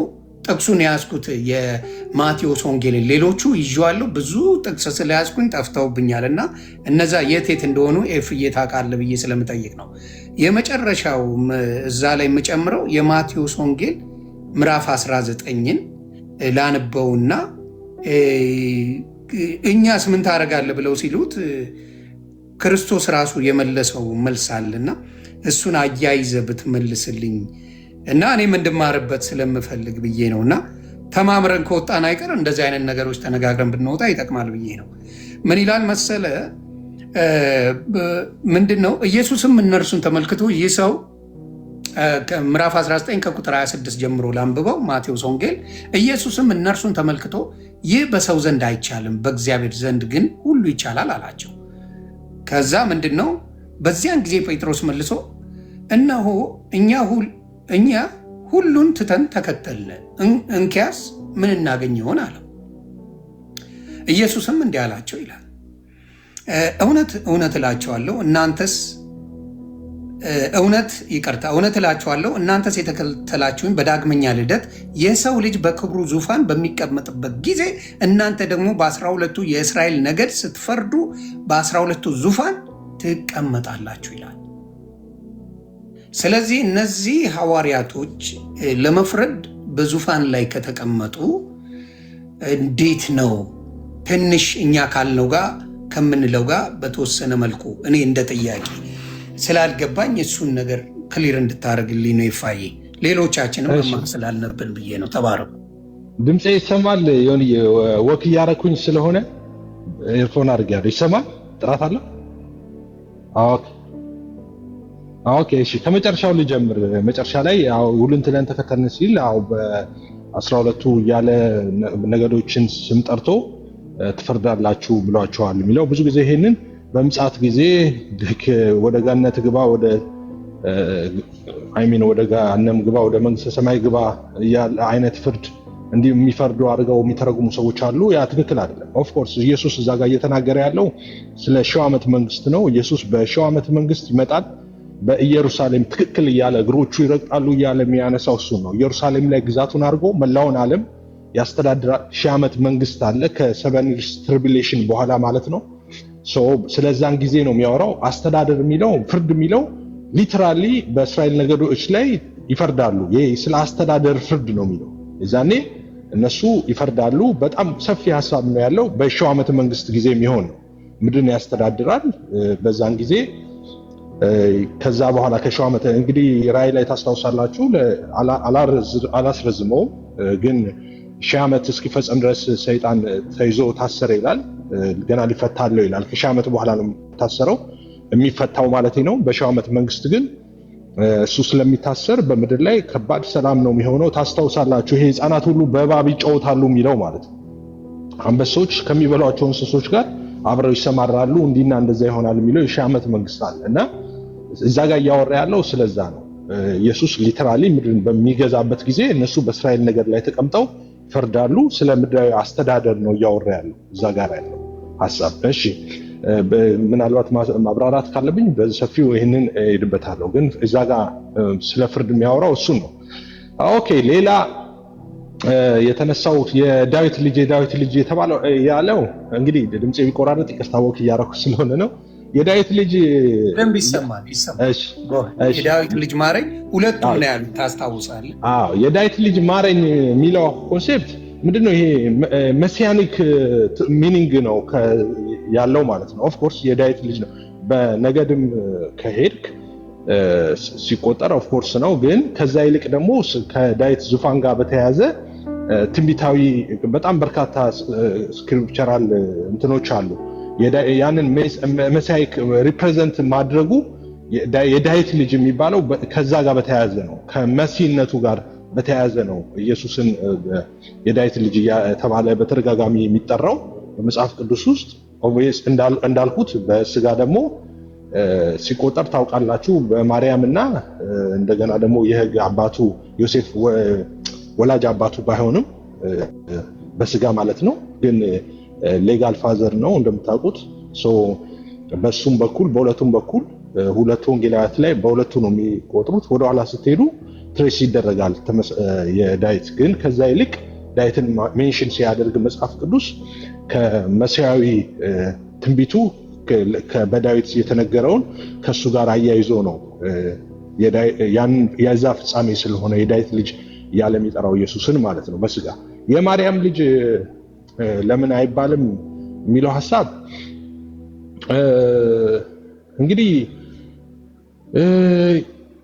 ማርያም እንግዲህ ጌታን በስጋ የወለደች ናት ይታወቃል። ጌታን በስጋ ወልደዋለች። ቅድመ ዓለም በመለኮቱ ከአብ የተወለደው ነው። ድህረ ዓለም ከድንግል ማርያም በስጋ የተወለደው ሰው በስጋ እናቱ ነች ማርያም። ኦፍ ኮርስ እኛ ቴዎቶኮስ የሚለውን እናምናለን እንቀበላለን፣ የአምላክ እናት የሚለውን ማለት ነው። ኤፌሶን ጉባኤ ላይ ተነስቶ የነበረውን ማለት ነው። የአምላክ እናት ብለን እንላለን ማርያም። ግን መጽሐፍ ቅዱስ በዛ የማይጠራው ወይም በዛ ያልተጠራ ለምን አልተጠራም? በዛ እኔ አሁን ስላልጠራ መጽሐፍ ቅዱስ ለምን አልጠራም ብዬ ሐሳብ መስጠት አልችልም። ግን ምንድነው የእግዚአብሔር ልጅ አሁን የእግዚአብሔር ልጅ የሰው ልጅ እንደዚህ እየተባለ መጽሐፍ ቅዱስ ላይ በደንብ ተገልጧል። ኢየሱስ ምንድነው ትኩረት እንዲያደርጉ የተፈለገው የቱ ጋ ነው የሚለው ሐሳብ ይመስለኛል ገዢ። ሰዎቹ ትኩረት እንዲያደርጉ የተፈለገው ኢየሱስ የእግዚአብሔር ልጅ የሚለው ነው። ኦኬ ቃል ስጋ መሆኑን ነው ትኩረት እንዲያደርጉ የፈለገ እንጂ እሱማ በሰውነት በማርያም ልጅነቱማ ያውቁታል እኮ ሰዎቹ ራሱ በስጨት ሲሉ የሆነዬ አንዳንድ ጊዜ አታስታውስም? እናቱን አናቃትም እንዴ ይላሉ እኮ ወንድሞቹን አናቅም እንዴ በእኛ መካከል ያለው አይደሉም እንዴ ይላሉ ኢየሱስን ሲያውቁና ቤተሰቡን ያውቃሉ በደንብ እና ብዙ ጊዜ ሜንሽን ያደርጋሉ። ስለዚህ አሁን ምን መሰለህ ፋይ የዳዊት ልጅ ብዬ ካልኩኝ ዳዊት ሞቷል፣ በንግስናው ነው። የዳዊት ልጅ ማረኝ እያልኩ ብል ትችላለህ እያልከኝ አይደለ? ቴክኒካሊ አሁን ተነስቼ መዝሙሮችም አሉ የዳዊት ልጅ ማረኝ፣ የዳዊት ልጅ ማረኝ፣ የዳዊት ልጅ ማረኝ የሚባል ነገር አለ። ስለዚህ በዛ ላይ በዳዊት ልጅ ላይ ጥያቄ አይነሳም። በማርያም ከሆነ ግን ጥያቄ ይነሳል። ጥያቄውን ቢነሳ ማርያም የስጋ እናቱ እንደሆነች ግልጽ ነው። ጥያቄው ቢነሳ ራሱ ያ የተባለበት ቅድስት ድንግል ማርያም ከክርስቶስ ጋር ያለው ቅርበት አሁን ዳዊት ይቀርባል በንግስናው ይቀርባል ተብሎ ነው አይደለ የተጠየቀው። ስለዚህ በእንትን ኬድክ ቅድስት ድንግል ማርያም ቅርበት አላት ከኢየሱስ ጋር። ስለዚህ ባላት ቅርበት የማርያም ልጅ ማረኝ ማለቱ ወደ ኃጢአት ያስገባዋል። የእኔ ጥያቄ ግልጽ ካልሆነ እንደዛ ለመጠየቅ ነው። ኦኬ አሁን ገብቶኛል። ኃጢአት ይሆንበታል ወይ? ለምሳሌ ናውዴስ አንድ ሰው ተነስቶ የድንግል ማርያም ልጅ ኢየሱስ ማረኝ አንተ ወይ ይቅር በለኝ እንደዛ ካለ ኃጢአት ይሆንበታል? እንደዛ ከሆነ እዝኖ ጎና ቢላይ ዳት እንደዛ አይደለም። ምክንያቱም የኢየሱስ ስለዚህ አይሆንም አይደለ? አይ የድንግል ማርያም ልጅ ኢየሱስ ቢል በፍጹም ኃጢአት አይሆንም እንዴ። ስለዚህ የኦርቶዶክስ ልጆች እኮ እያሉ ያሉት ካልተሳሳትኩኝ አርሙኝ፣ ኦርቶዶክስ አላችሁ የድንግል ማርያም ልጅ ማረኝ የሚባል ነገር ነው ያለው እዛ። ሌላ ከጨምራችሁ ንገሩኝ ኦርቶዶክሶች። ሌላ የጨምራችሁት ነገር ካለ ነገሩ። እኛ አንድ ቀንም ኦርቶዶክሳውያንን የድንግል ማርያም ልጅ ኢየሱስ በማለታቸው እኛ እነሱ ነው ማረኝ። አሁን ለምሳሌ ልክ ያኛው ሰውዬ እንዳለ የዳዊት ልጅ ማረኝ እንዳለው የዳዊት ልጅ ማረኝ ብሎ ሴቷም ደግሞ የዳዊት ልጅ ማረኝ ልጄ ማርልኝ ብላ እንደጠየቀችው የኦርቶዶክስ ልጆች የቅድስት ድንግል ማርያም ልጅ ማረኝ ቢሉ ችግር የለውም እያልከኝ ነዋል። ስለዚህ የማርያምን ልንዘጋውን እንዳልኩ ነው። እኔ የድንግል ማርያም ልጅ ማንም የድንግል ማርያም ልጅ ኢየሱስ ቢል ስተት አይሆንም። ግን እንዳልኩ የድንግል ማርያም ልጅነቱን ሰው ሲያነሳ የእግዚአብሔር ልጅነቱን ባገለለ መንገድ መሆን የለበትም። ልክ እንደነ ፈሪሳውያኑ ማለት ነው። ፈሪሳውያኑ የእግዚአብሔር ልጅ ነኝ ሲል ድንጋይ ያነሱበት ነበር ኢየሱስ። አይ ኦርቶዶክስ ልጆች ያንን አያደርጉም ብዬ አምናለሁ። እሺ አይ እነሱ ኮንሴፕቱን ነው የምነግርህ ያደርጋሉ ሳይሆን የእግዚአብሔር ልጅ ነኝ እነሱ ራሳቸው እኮ የእግዚአብሔር ልጅ ነን ይላሉ እኮ ራሳቸው። አባታችን እግዚአብሔር ነው ይሉና ክሌም ያደርጉና እኔ አባቴ ሲል እንዴ ራሱን ከእግዚአብሔር ጋር እኩል አደረገ ይላሉ። አየህ ኢየሱስ አባቴ ሲልና አንዷ ምን አለች? አሁን ሰው እንዴት በእናቱ ይጠራል እያለች ፕሮቴስታንት እህት ናት። አኪንቴ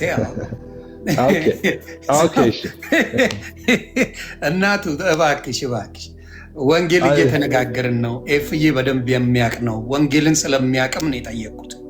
እና እናትዬ ቅድስት ድንግል ማርያም ተመርጣለች። ከሴቶች መካከል የተባረክሽ ነች ተብላ መጽሐፍ ቅዱስ ላይ የተቀመጠች የክርስቶስ እናቱ ናት፣ የስጋ እናቱ። ስለዚህ የዳዊት ልጅ ማረኝ ከተባለ ነው የእኔ ጥያቄ። ተግባባን? የዳዊት ልጅ ተደጋግሞ ከአንዴም ሁለቴ ሲባል መጽሐፍ ቅዱስ ላይ ሳይ ያ ነገር ኮስችን አድርጎብኝ እንዴ የዳዊት ልጅ ከተባለ ቅድስት ድንግል ማርያም ለክርስቶስ ቅርቡ ናት፣ እናቱ ናት። ስለዚህ የቅድስት ድንግል ማርያም ልጅ ጌታ ኢየሱስ ክርስቶስ ሆይ ማረኝ ማለት ችግር እንደሌለ እንደዛ አይነት ጥያቄ ተነስቶ አያውቅም። የድንግል ማርያም ልጅ ኢየሱስ ማረኝ ካል እንኳን የድንግል ማርያም ልጅ ኢየሱስ የናዝሬቱ ኢየሱስ ማረኝ እንል አይደለም እንዴ? ተባረክ። በከተማው ባደገበት ከተማ እንደዛ አይነት ጥያቄ ተነስቶ ከሆነ ይገርመኛል። እና እንደዛ አይነት ጥያቄ አይነሳ። ዋናው ኢየሱስ ያ እውነት የሆነውን መንገድ የሆነውን ስለሰው ልጆች ሁሉ ኃጢአት ራሱን አሳልፎ የሰጠው የሞተ የተነሳው ያደረገውና ዳግም የሚመጣው ያን የእግዚአብሔር ልጅ ኢየሱስ የህይወታቸው ጌታና አዳኝ ያደረገው ሲሉ ሰምቻለሁ። ማሏሽህም ይፋይ አንድም ፕሮቴስታንት ወንድም አንድም ፕሮቴስታንት የቅድስት ድንግል ማርያም ልጅ ማረኝ ሲል ሰምቻለሁ። የዳዊት ልጅ ማረኝ ግን ሲሉ ሰማል። ከማርያም ጋር የሆነ ሽኩቻ ያለበት ነገር ብዙ እኛ የምንለው ለምጣልክ እንደዛ ይላሉ ካልክ ለምሳሌ እኛ እንደ ወንጌላውያን ማለት ነው እንደ ወንጌላውያን እኛ እንዳልኩ ስቲክ የምናደርገው እኛ መጽሐፍ ቅዱስ ላይ ያለው አሁን መጽሐፍ ቅዱስ ያለውን በሙሉ ነው የምንጠቀመው። አሁን አጋንንት እንኳን ስናስወጣ ካየ ለምሳሌ በናዝሬቱ ጌታ በኢየሱስ ስም ውጣ እንላለን። ኦኬ በኢየሱስ ስም ውጣ እንላለን። አሁን በናዝሬቱ ጌታ በኢየሱስ ስም ያው መጽሐፍ ቅዱስ አይደለም በኢየሱስ ስም ውጣ የእግዚአብሔር ልጅ እንደዛ ስንል ግን አሁን አጋንንትን በድንግል ማርያም ልጅ ብለን አንገስጽም። ለምን ባይብል ካል አይደለም ያ መጽሐፍ ቅዱስ ላይ እንደዛ ተብሎ አልተጻፈም። ግን ማርያም እናቱ ነች። አዎ እናቱ ነች። ኦኬ በስጋ ወልዳዋለች። yes ግን እንዳልኩ መጽሐፈኛ ብዙ ጊዜ አልልህም ሁሉ ጊዜ ስቲክ የምናደርገው ከመጽሐፍ ቅዱስ ጋር ነው። መጽሐፍ ቅዱስ ባለው በዛ ነው የምንጠራው እንጂ ስለሆነ ያ ነገር ነው ብለን የግድ ያንን ነገር አንጠቀምም መጽሐፍ ቅዱስ ካላለ ማለት ነው። ግን አንድ ሰው ሲጸልይ የድንግል ማርያም ልጅ ኢየሱስ ክርስቶስ ብሎ ወደሱ የሚጸልይ ከሆነ በጣም ትክክል ነው። እኛ የምንቃወመው ኦርቶዶክሶች አለ ኤልሳቤጥ አሁን ለምሳሌ ኢየሱስ ክርስቶስን ቅድስት ድንግል ማርያም ከጸነሰች በኋላ የጌታዬ እናት ወደኔ እንድትመጣ እንዴት ሊሆንልኝ ይችላል ብላ በጣም በክብር ስሟን ስትጠራው ከዚህ በፊት ይተዋወቃሉ። ከዚህ በፊት ዘመዳሞች ናቸው። ከዚህ በፊት ሰላም ለመባባልም አብሮ ወደ ቤተክርስቲያን ለመሄድም ምንም ችግር አልነበረባትም። ግን ኢየሱስ ክርስቶስ እግዚአብሔር አምላክ ካከበራት በኋላ ኢየሱስ ክርስቶስን ከጸነሰች በኋላ የሰጠቻት ክብር ኤክስትሪምሊ የተጋነነ በጣም የተጋነነ ክብር ነው የሰጠቻት። ምንድን ነው ያለቻት? ቃል በቃል የጌታዬ እናት ወደ እኔ ትመጣ ዘንድ እንዴት ይሆንልኛል ብላ ነው ያለችውና ያስ ነገር ካየኸው የሆነ ትንሽ እራሷ እንግዲህ እንዳልኩ ነው። ስለዚህ እንዴት ይሆንልኛል ካለች ይሄ መጽሐፍ ቅዱሳዊ ስለሆነም ከዛ ጋር አብራርተ ከዛ ጋር አንድ ላይ አድርገ ዮኒዬ እኛ ለማርያም እንደሚባለው አይደለም እንደ ተነዛብን ፕሮፓጋንዳ አይደለም። እኛ የጌታን እናት ማርያም እጅግ በጣም እንወዳታለን፣ እጅግ በጣም እናከብራታለን። የጌታ እናት ማርያም ኦኬ መጽሐፍ ቅዱስ የጌታ እናትን ከሚለው አንድም አናሳንስም። ያን ካደረግን ኃጢአተኞች ነን። አንድም አናሳንስም። ግን ደግሞ አዘ ሴም ታይምስ አንድ እንችም አንጨምርም። እንደዛ አንጨምርም። የጌታ እናትን ማርያም እጅግ በጣም ብንወዳት እንኳን ለማርያም አንዘምርም። ኦኬ እጅግ በጣም ብንወዳት እንኳን ለማርያም አንሰግድም። እጅግ ብንወዳት እንኳን ወደሷ አንጸልይም። ኖ እዚህ ጋማ ዘምራችኋል። እዚህ ጋማ ዝማሬ አለ። አልዘመርም አደ ማርያም ደስ ይበልሽ አምላክ ጸጋ የሞላብሽ። እሺ ቆንጆ። ሌላም በረከት የዘመረው መዝሙር አለ። አይደለም ይኸውላችሁ እሱ ነው አሁን ስህተት እሱ ነው። ይኸውላችሁ ለማርያም አንድም የተዘመረ መዝሙር እኔ ለማርያም ቢዘመር እኛ ቤተ እምነት ውስጥ ኦኬ በወንጌላውያን ዘንድ ለማርያም የዘመረ ሰው ቢኖር በቅጽበት ነው በጣም በፍጥነት ነው ኮሙኒኬት የሚደረገው ከእንትን ውጭ የሚሆነው ማለት ነው። አንለስ ንስሐ ገብቶ ማይመጣ ከሆነ ማለት ነው። በጣም ቀይ መስመራችን ስለሆነ ማለት ነው። ኦኬ ታምራት ጋሽ ታምራት ኃይሌ ድንግል ማርያም ደስ ይበልሽ የአምላክ ፈቃድ የሞላብሽ የማጸንሽ በኩር ፍሬ ያድነናል እስከዛሬ የሚለው ለማርያም ነው የተዘመረው አይደለም። መዝሙሩ ውስጥ ማርያም ልትኖር ትችላለች። መዝሙር ውስጥ ገብርኤል ሊኖር ይችላል። መዝሙር ውስጥ ሚካኤል ሊኖር ይችላል። መዝሙር ውስጥ እኔ ራሱ ልኖር እችላለሁ። ራሱ ዘማሪው እኮ ስለ ራሱ ይናገራል እኮ እንዲህ ያረከኝ እንደዚህ ያረከኝ ካመዳን ቆይ ልጨርስ ልጨርሰው ይሄን ማካተት ጨርሰው ሐሳቤ ይቆራረጣል። እና መዝሙር ውስጥ ኦኬ ልዩ እንኳን እናታችንን እንግዲህ የኢየሱስ እናት ቅድስት ድንግል ማርያም ይቅርና መዝሙር ውስጥ እኮ ሰይጣን ራሱ አለ። ሰምታችሁ አታውቁም እንዴ? ሰይጣን ተወጋ ይላል እኮ። ሰይጣን ተወጋ፣ ተዋረደ፣ ኦኬ እግዚአብሔር ቀጣው ምናምን እኮ አለ። ሰይጣን ሁሉ አለ እኮ መዝሙር ውስጥ፣ ግን ለሰይጣን ተዘምሮ አያውቅም። ሰው መዝሙር ውስጥ ቅዱሳን ሊኖሩ ይችላሉ፣ ግን ለቅዱሳን ተዘምሮ አያውቅም። አሁን እዛ መዝሙር ላይ ያላችሁት መዝሙር የተዘመረው ለኢየሱስ ነው። እንደዚህ ነው የሚለው፣ ድንግል ማርያም ደስ ይበልሽ፣ የአምላክ ጸጋ የሞላብሽ፣ የማፀንሽ በኩር ፍሬ ይላል። አየው ያድነናል እስከ ዛሬ አዳኝነቱን ለማንሰጥ ለኢየሱስ። ከዛስ ዓለም ሁሉ ቆይ ልጨርሰው ዓለም ሁሉ በሽተኛ ህመምተኛ፣ ግን መድኃኒት አለንኛ ኑ ወደኛ፣ ስሙ ኢየሱስ መድኃኒት። እንደሱ ያለ ማንም የለም ጸንቶ የሚኖር ለዘላለም። እሺ ይህ መዝሙር ከተቀበል ድንግል ማርያም ደስ ይበልሽ አለ። የመጀመሪያው ድንግል ማርያም ደስ ይበልሽ በምን ታውቃለች? አንተ በዘምሮ ዝማሬ ድንግል ማርያም በፕሮቴስታንት ቤተ እምነት ውስጥ በምን ታውቃለች? አትቀበሉም እናንተ አይደል እንዴ? በምን ታውቃለች? ደስ ይበላት ደስ አይበላት በምን ታውቃለች? አይ መጽሐፍ ቅዱስ ያለውን እኮ ነው ያለው ዘማሪ እኮ። ድንግል ማርያም በምን ትሰማለች? እናንተን ፕሮቴስታንት ትሰማለች ብሎ ነው ትሰማለች ብሎ ነው። ድንግል ዮኒ ደስ ይበልህ ካልኩት ዮኒ ደስ ይበልህ ካልኩት ዮኒ እንደሚሰማኝ ስለሚያውቅ ነው ደስ ይበል የምለው። አይ ቃሉን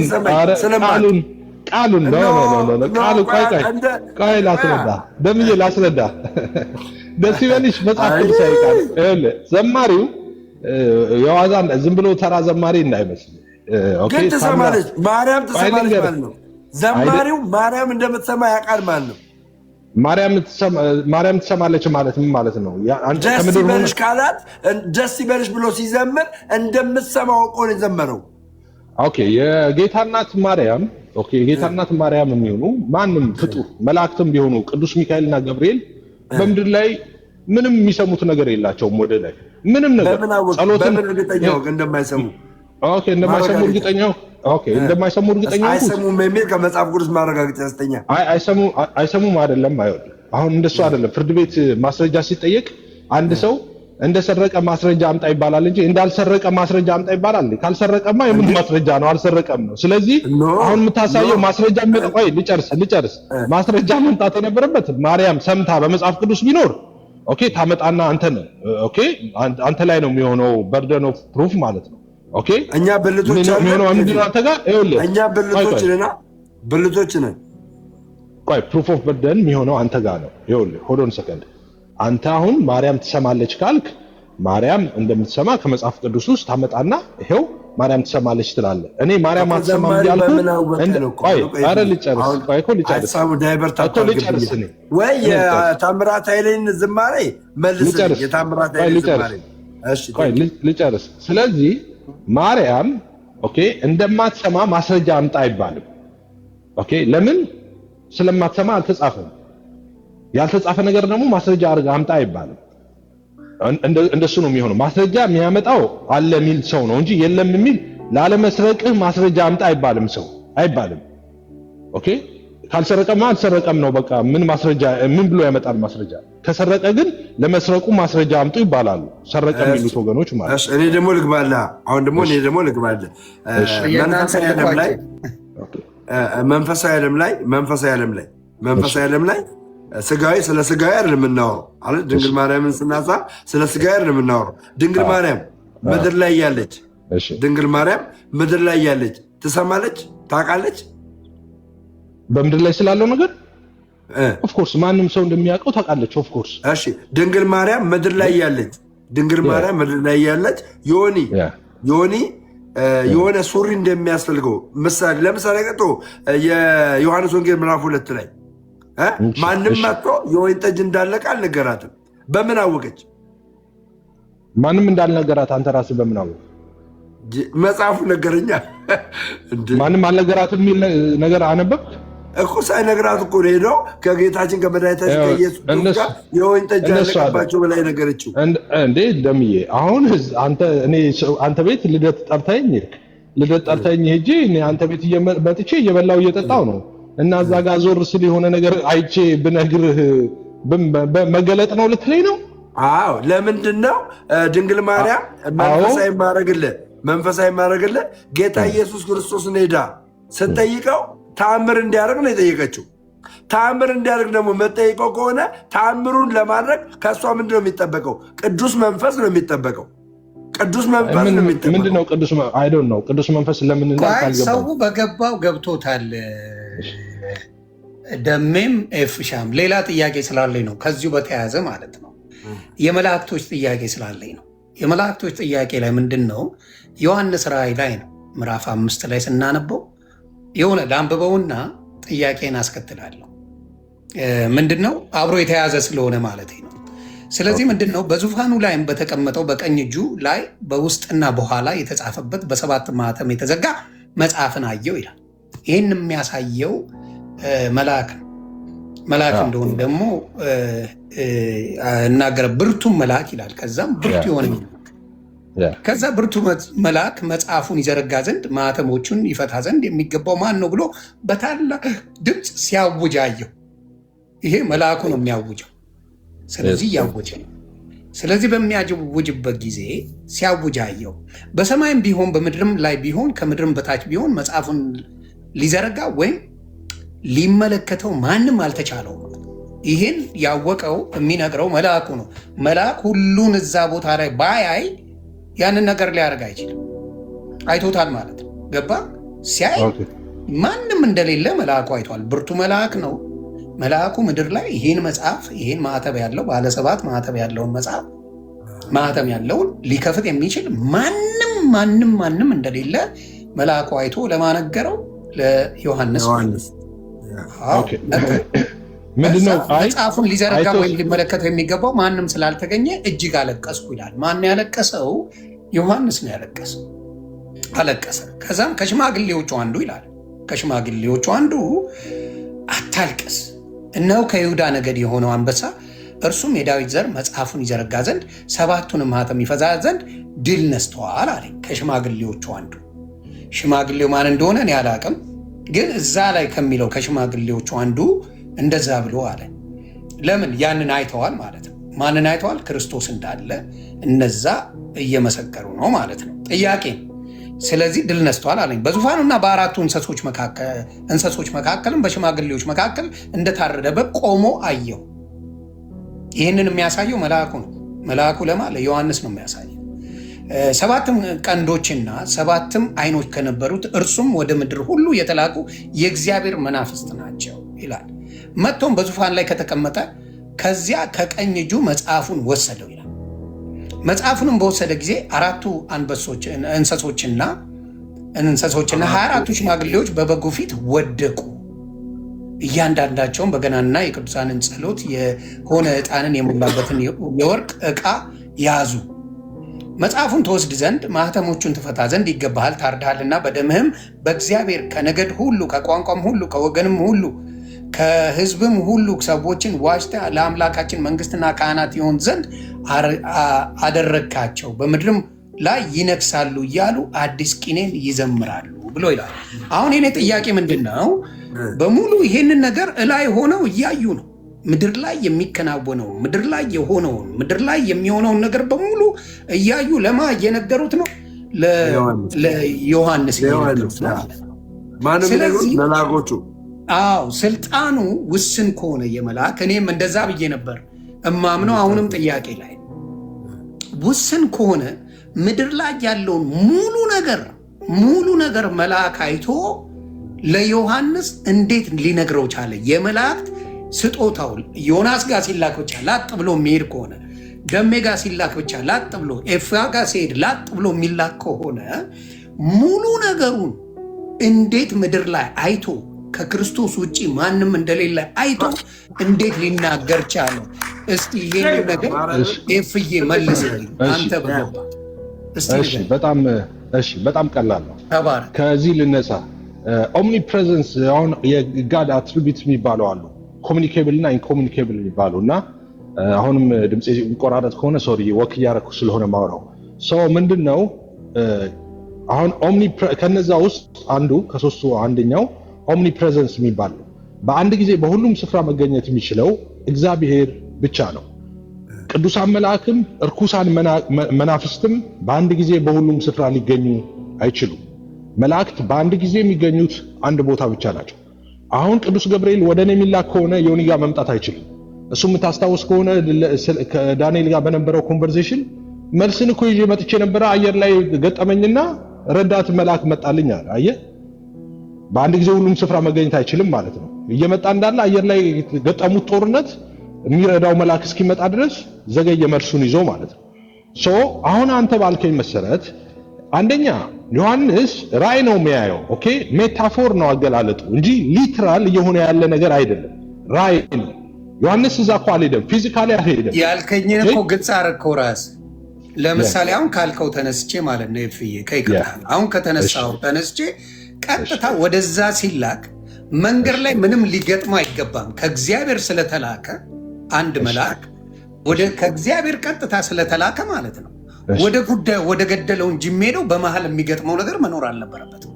ምክንያቱም እግዚአብሔር የሚልከው ለአንድ ሰው ቀጥታ አንድ ነገር ላይ ስለሆነ በመሃል ምንም አይነት ችግር መልአኩ ላይ ሊፈጠር የሚችል ነገር የለም።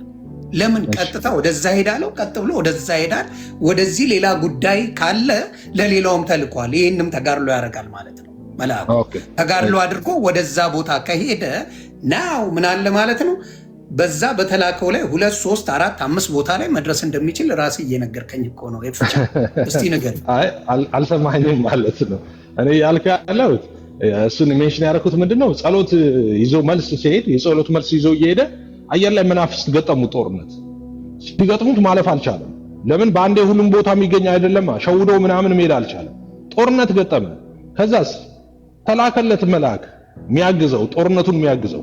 ከዛ እነዛ የተላከለት መልአክ ሲዋጋ ከመናፍስቱ ጋር እሱ ሄደ ማለት ነው። ለቆ ሄደና ጸሎት መልስ ይዞ መጣ። አይኔ እኮ ቆይቷል እኮ መልስ ግን አየር ላይ አቆዩኝ ውጊያ ነበረ አለ። ኦኬ፣ በአንድ ጊዜ ሁሉም ስፍራ ስለማይገኝ ማለት ነው። ኦኬ፣ ይሄንን ወደ ኋላ መለስበታለሁ። አሁን ያንተን ሐሳብ የዮሐንስ ራእዩን ዮሐንስ ራእይ ሜታፎር ነው። ዮሐንስ መንግስት እዛ ሄዶ ሰማይ ቤት እያየ ሊትራል እያየ አይደለም፣ ሜታፎር ነው። በራእይ ነው ሲጀምር፣ በራእይ ነው የሚለው። ኦኬ፣ በራእይ ነው እያየ ያለው ማለት ነው። በራእይ ሄደ። ከዛ በኋላ እዛ መልአኩ እያለ የነገረው ይሄ ዲኖ አይደለም። ስለዚህ እውነት አይደለም እውነት አይደለም። አይ ሜታፎር የሚባለውንና ሊትራል የሚባለው ነገር ደሜ እሱ ሊገባህ ይገባል። እውነት አይደለም ማለት ነው። ስለዚህ እውነት ያለው ደሜ ከኔ ጋር ስለሆነ አንዴ ልጨርስ። አንዴ ራእይ ማለት ነው ለምሳሌ በራእይማ እውነት ነው እውነት አይደለም። አንዴ ራእይም ሊትራልም እውነት ነው፣ ውሸት አይደለም። ራእይም እውነት ነው፣ ሊትራልም እውነት ነው። ሁለቱም እውነት ነው። ራእይ ትክክል እንደሆነ አንዴ ደሜ ዝም በል ፕሊዝ፣ ከኔ ጋር ስለሆነ ምን መሰለህ፣ ራእይ አሁን ለምሳሌ ትክክለኛ እንደሆነ ዮሴፍ ቅድስት ድንግል ማርያምን ሊተዋት ሲል በራእይ ታይቶ መልአኩ በራእይ አሳይቶት እንዳይተዋት ትነግሩ። ራእይ ትክክል እኮ አይደለም እኮ አላልኩም እኔ እኮ። ኦኬ፣ ትክክል ነው ራእይ እንዴ? እና ውሸት ነው መጽሐፍ ላይ የተጻፈው እንዴ? ነው። ስለዚህ ሜታፎር ማለት ምን ማለት መሰላችሁ? አይደለም። ሜታፎር ማለት ምን ማለት መሰላችሁ? ውሸት ማለት አይደለም። ሜታፎር ማለት ምን ማለት መሰላችሁ? ይሄ ምስላዊ ሊትራል ያልሆነ፣ ለምሳሌ ሊትራል ያልሆነ ማለት ሰውየው አቴንድ አላረገም። አሁን ዮሐንስ እዛ ሰማይ ቤት ሄዶ ገብቶ ውስጥ በአካል ማለት ነው ፊዚካሊ ሄዶ ልክ እንደ ለምሳሌ እንደ ሄኖክ አካሄዱን ከእግዚአብሔር ጋር አገኘ አልተገኘም እንደሚባል እንደዛ ሊትራሊ ፊዚካሊ ሄዶ ተነጥቆ ገብቶ ምናምን አይደለም ያው በራእይ ነው የሚያየው። ተኝቶ ሊሆን ይችላል፣ ቁጭ ብሎ ሊሆን ይችላል፣ ዋሬቨር በራእይ ነው የሚያየው። ግን ትክክለኛ ራእይ ነው። ትክክለኛ ራእይ ነው። ራእይማ ትክክል ነው። መልአኩ ሙሉ ምድርን ያሳየው አይደለም። ቆይ አንድ ጊዜ አይ እዚህ ጋር እንድትነግረኝ ነው። አይፍዬ ምን መሰለህ፣ ወደ እሱ ልመጣ ነው። ቀጥሎ መልአኩ እቺን ብቻ ያዝልኝ አንዴ። መልአኩ ያ መልአክ ምድር ላይ ያለውን በሙሉ ነው ያሳየው። በሙሉ ላይ ካየ በኋላ ማንም የሚሆን አልተገኘም። ይሄን መጽሐፍ አላየም። አንድ መልአክ አይቶ አይቀርም። መልአኩ ምንድነው መሰለ የሚለው አልተገኘም ነው የሚለው እንጂ እኔ አልተገኘም ማለት ታዲያ ሳይ እንዴት ሊል ይችላል? አልተገኘም ማለት እሱ እንዴ አልተገኘም ማለት እሱ አይ እዚህ ጋር ላነበዋል። ምን ሆነ መሰለ፣ ቆይ በዙፋኑ ላይ በተቀመጠው በቀኝ እጁ ዮሐንስ ራእይ ምዕራፍ 5ን አንብቡልኝ። በቃ አቋል በቃል አቋለው ችግር አንተን ሳይሆን ለሌሎቹ ታች ላሉት ወንድምና እህቶች። በዙፋኑም ላይ በተቀመጠው በቀኝ እጁ ላይ በውስጥና በኋላ የተጻፈበት 7 ማህተም የተዘጋ መጽሐፍን አየው ይላል።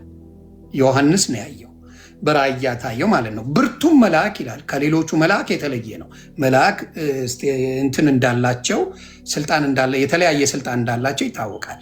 ስለዚህ ብርቱ መልአክ መጽሐፉን ይዘረጋ ዘንድ ማህተሞቹን ይፈታ ዘንድ የሚገባው ማን ነው ብሎ በታላቅ ድምፅ ሲያውጅ አየው ይላል። በታላቅ ድምፅ ማን ነው የሚገባው ብሎ ማን ነው ጠያቂው? መልአክ ነው። ሲያውጅ አየው። ስለዚህ ሊያውጅ የሚችለው ምን ሲያደርግ ነው? የሚያውቀው ነገር አለ ማለት ነው። የሚያውቀው ነገር መኖሩን ደግሞ ከዚህ በኋላ ይናገራል። ምን አለ? በሰማይም ቢሆን በምድርም ቢሆን በሰማይም ማለት በሰማይም ቢሆን በምድርም ላይ ቢሆን ከምድርም በታች ቢሆን መጽሐፉን ሊዘረጋ ከምድርም በታች በሰማይ አለ፣ በምድር አለ፣ ከምድርም በታች ብሎ ማን ነው? ራእይ እያየ ነው። ምን አለ? ከምድርም በታች ቢሆን መጽሐፉን ሊዘረጋ ወይም ሊመለከተው ማንም አልተቻለውም አለ። እንዴት ያንን ሊያውቅ ቻለ? ይህንን ነገር ከመልአኩ ጋር ነው እያሳየው ያለ። ከመልአኩ ጋር እያሳየው ካየ መልአኩ ይሄንን ሙሉን ካሳየው በኋላ ነው ይሄንን ሊያደርግ ይቻላል። ተግባባ? ይሄን ሊል ይቻላል። ስለዚህ መልአኩ ያ ብርቱ መልአክ ሙሉ ምድሯን አይቶ አጣርቶ አሳይቶት ሰማይ ላይ አሳየው፣ ምድር ላይ አሳየው፣ ከምድር በታችም አሳየው። ማንም እንደሌለ ከክርስቶስ ውጭ ያደረገው ነገር ነው አይደል? ስለዚህ መልአክ ሁሉንም የማየት ስልጣን ያላቸው ብርቱ መልአኮች ብዙውን በአንድ የማየት ነገር አላቸው የሚል እንትን የለውም ወይ? ድምታ የለውም ወይ? እስቲ ንገረኝ። እሺ ዮኒ፣ አሁን ካነበብከው ውስጥ መጽሐፍ እዛ ክፍል ላይ አንድም ቦታ መልአኩ አየ የሚል የለም። አንድም ቦታ ማለት ነው። መልአኩ አላየም፣ ሊያይም አይችልም። ሁሉን አላየም። መልአኩ ምንድን ነው የሚለው? አልተገኘም ነው ያለው። ለምሳሌ አንድ ቤት ውስጥ ተሰብስበናል እኔና አንተ። አሁን ይሄ እኮ ቀላል አማርኛ ነው። እኔና አንተ ደሜ ምናምን አንድ ቤት ውስጥ ተሰብስበናል። ኦኬ፣ አንድ ቤት ውስጥ ተሰብስበናል። የሆነ ነገር ተፈለገ። ኦኬ፣ ለስላሳ መጠጣት ፈልገን ለስላሳ መክፈቻ ተፈለገ፣ ፈልገን አተናል። ኦኬ፣ ፈለግን፣ ተፈልገዋል፣ ቤት ውስጥ አተናል። ከዛ በኋላ መክፈቻ ሲል አንድ ሰው መክፈቻ ፈልጋለሁ ሲል አንድ ደሜ ሊሆን ይችላል፣ አንተ ልትሆን ትችላለህ፣ ዋሬቨር። አይ ተፈልጎ አልተገኘም ካልክ፣ ኦኬ፣ ተፈልጎ አልተገኘም ካልክ አንተ ሁሉም ቦታ ፈልገህ አተህ አንተ ነው የነገርከው አንድ ነገር ነው። እንደገና በአንድ ጊዜ ኦኬ፣ ሁሉም ቦታ ፈልገህ በአንድ ጊዜ ሁለቱንም ነገር እንዳትረሳ። ሁለት ነገር ነው እየነገርኩ ያለሁት። አንደኛ በአንድ ጊዜ ኦምኒፕሬዘንስ ማለት በአንድ ጊዜ በሁሉም ስፍራ መገኘት ማለት ነው። አንደኛ አንተ ብቻህን ፈልገህ አታሃል የሚል ድምታ እንዴት ያስክ? አንደኛ።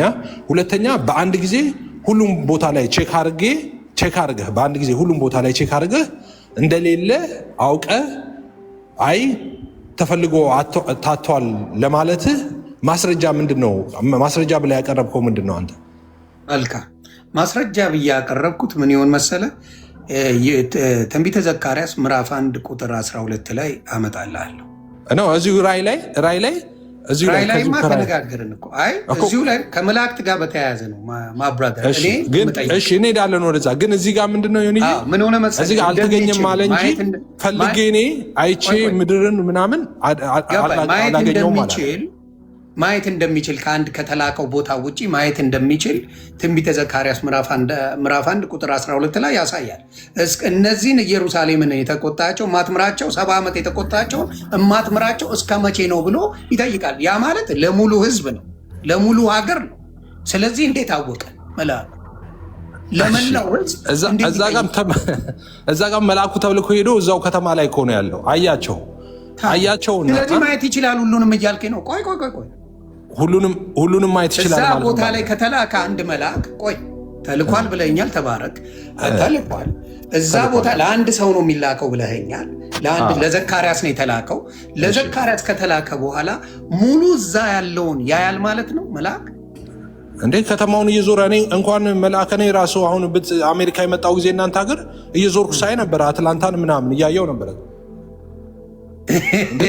እሺ ያ መልአኩም ኦፍ ኮርስ መልአኩም አየና እየዞረ ከተማው ማለት ቆይ አትላንታን አየ ማለት ሙሉ የአትላንታን ሕዝብ ታውቃለህ ማለት ነው። ኖ እንደዛ ማለት አይደለም። ሙሉን ሳይሆን ስለዚህ ሙሉን ነው የተናገረው። አሁን ለምሳሌ የነበረበችበትን እኮ በወቅቱ የነበረችበትን ለምሳሌ አትላንታ በነበርኩ ጊዜ የሆነ ቃጠሎ ፈንጂ ምናምን ቢኖር አያለው። የነበራችሁበትን ሁኔታ ሀዘን ውስጥ ብትኖሩ ለቅሶ ውስጥ ምናምን ብትኖሩ ኖር አይ ነበር። ግን ሰመር ነው የመጣሁት ሁሉ ሰው ፊቱ በርቶ ምናምን ሙሉ ህዝቡ ለቅሶ ላይ ነው ብለህ ይሄ ሴናሪዮ እንኳን አያስኬድም። እውነቱን ልንገርህ ያስኬዳል እንጂ ለምን አያስኬድም? ለምን ያስኬዳል መሰለ? አሁን ይሄ መልአክ ተልኮ ከተማዋን ዞሮ አየና ስለ ከተማዋ ከእግዚአብሔር ጋር ተነጋገረ። በነገራችን ላይ እዛ ጋር ምንም ያደረገው ነገር የለም። አየና እግዚአብሔርን ጠየቀው፣ እስከ መቼ ነው ይህን ህዝብ ይቅር ማትለው ሲለው እግዚአብሔርን ደግሞ በሚያጽናና ቃል ተናገረው ይላል እዛ ጋር። እስከ መቼ ነው ማትምረው ብሎ መጠየቅ አይደል? ምልጃ ማለት እሱ አይደል?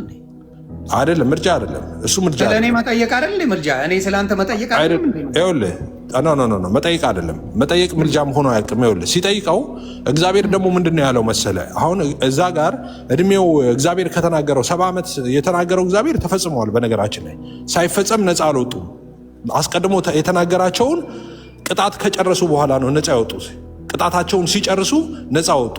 ኦኬ ትንቢቱ ስለተፈጸመ እስከ መቼ ነው ያ ጊዜው ስለሞላ ማለት ነው። ጌታ የተናገረባቸው ዓመት ስለሞላ እስከ መቼ ነው ይቅር ማትለው ሲለው በሚያጽናና ቃል ተናገረው ይላል። ቆይ አንድ ጊዜ ማስታወቂያ ተቀጥለ ማስታወቂያ ነው። መምህር በረከት ልክ ይውሎታለው መግባት አልቻሉም። እኔ ግን ልክ ይውሎታለሁ። መምህር በረከት እሺ ልክ ይውሎታለሁ መግባት አልቻሉም። አንዳንዶች እንዲገቡ ያልፈቀድኩ እንዳይመስላቸው ነው። ልክ ይውሎታለሁ አልገቡም ማለት ነው። ቀጥለው እሺ ምንድን ነው ዮኒዬ? ምን መሰለህ እዚህ ጋር መጠየቅ ያልከው ኦኬ፣ ድምጼ እየተሰማችሁ ነው አይደል? ይሰማል ብሮ። እሺ መጠየቅ ያልከው ስለጠየቀው ምልጃ ነው ካልከው እንደሱ ከሆነ ሰይጣንን አማላጅ አድርገን ልንወጣ ነው ዛሬ ከዚህ ላይ ማለት ነው። ሰይጣን ራሱ እኮ በእግዚአብሔር ፊት ቀርቦ ጠይቋል እኮ እና ተለማ አይ ኢዮብን እኮ ሲከሰው አልሰማም እንደ ኢዮብ ፊት ሄደና እኮ ከሰሰው እንጂ ምልጃ አልጠየቀም። ከሰሰው እንጂ ኖ ልንካበት ብሎ እኮ ጥያቄ አቅርቦ ተፈቀደለት አይደል እንዴ?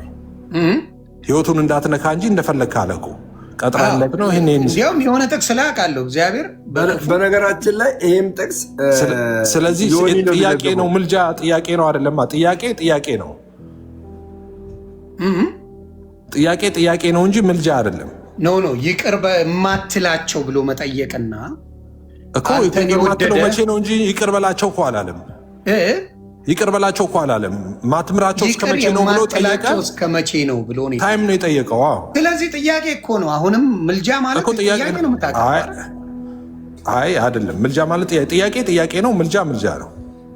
እስቲ ንገረኝ። አሁን ለምሳሌ ማትምራቸው ብሎ ነው የጠየቀው።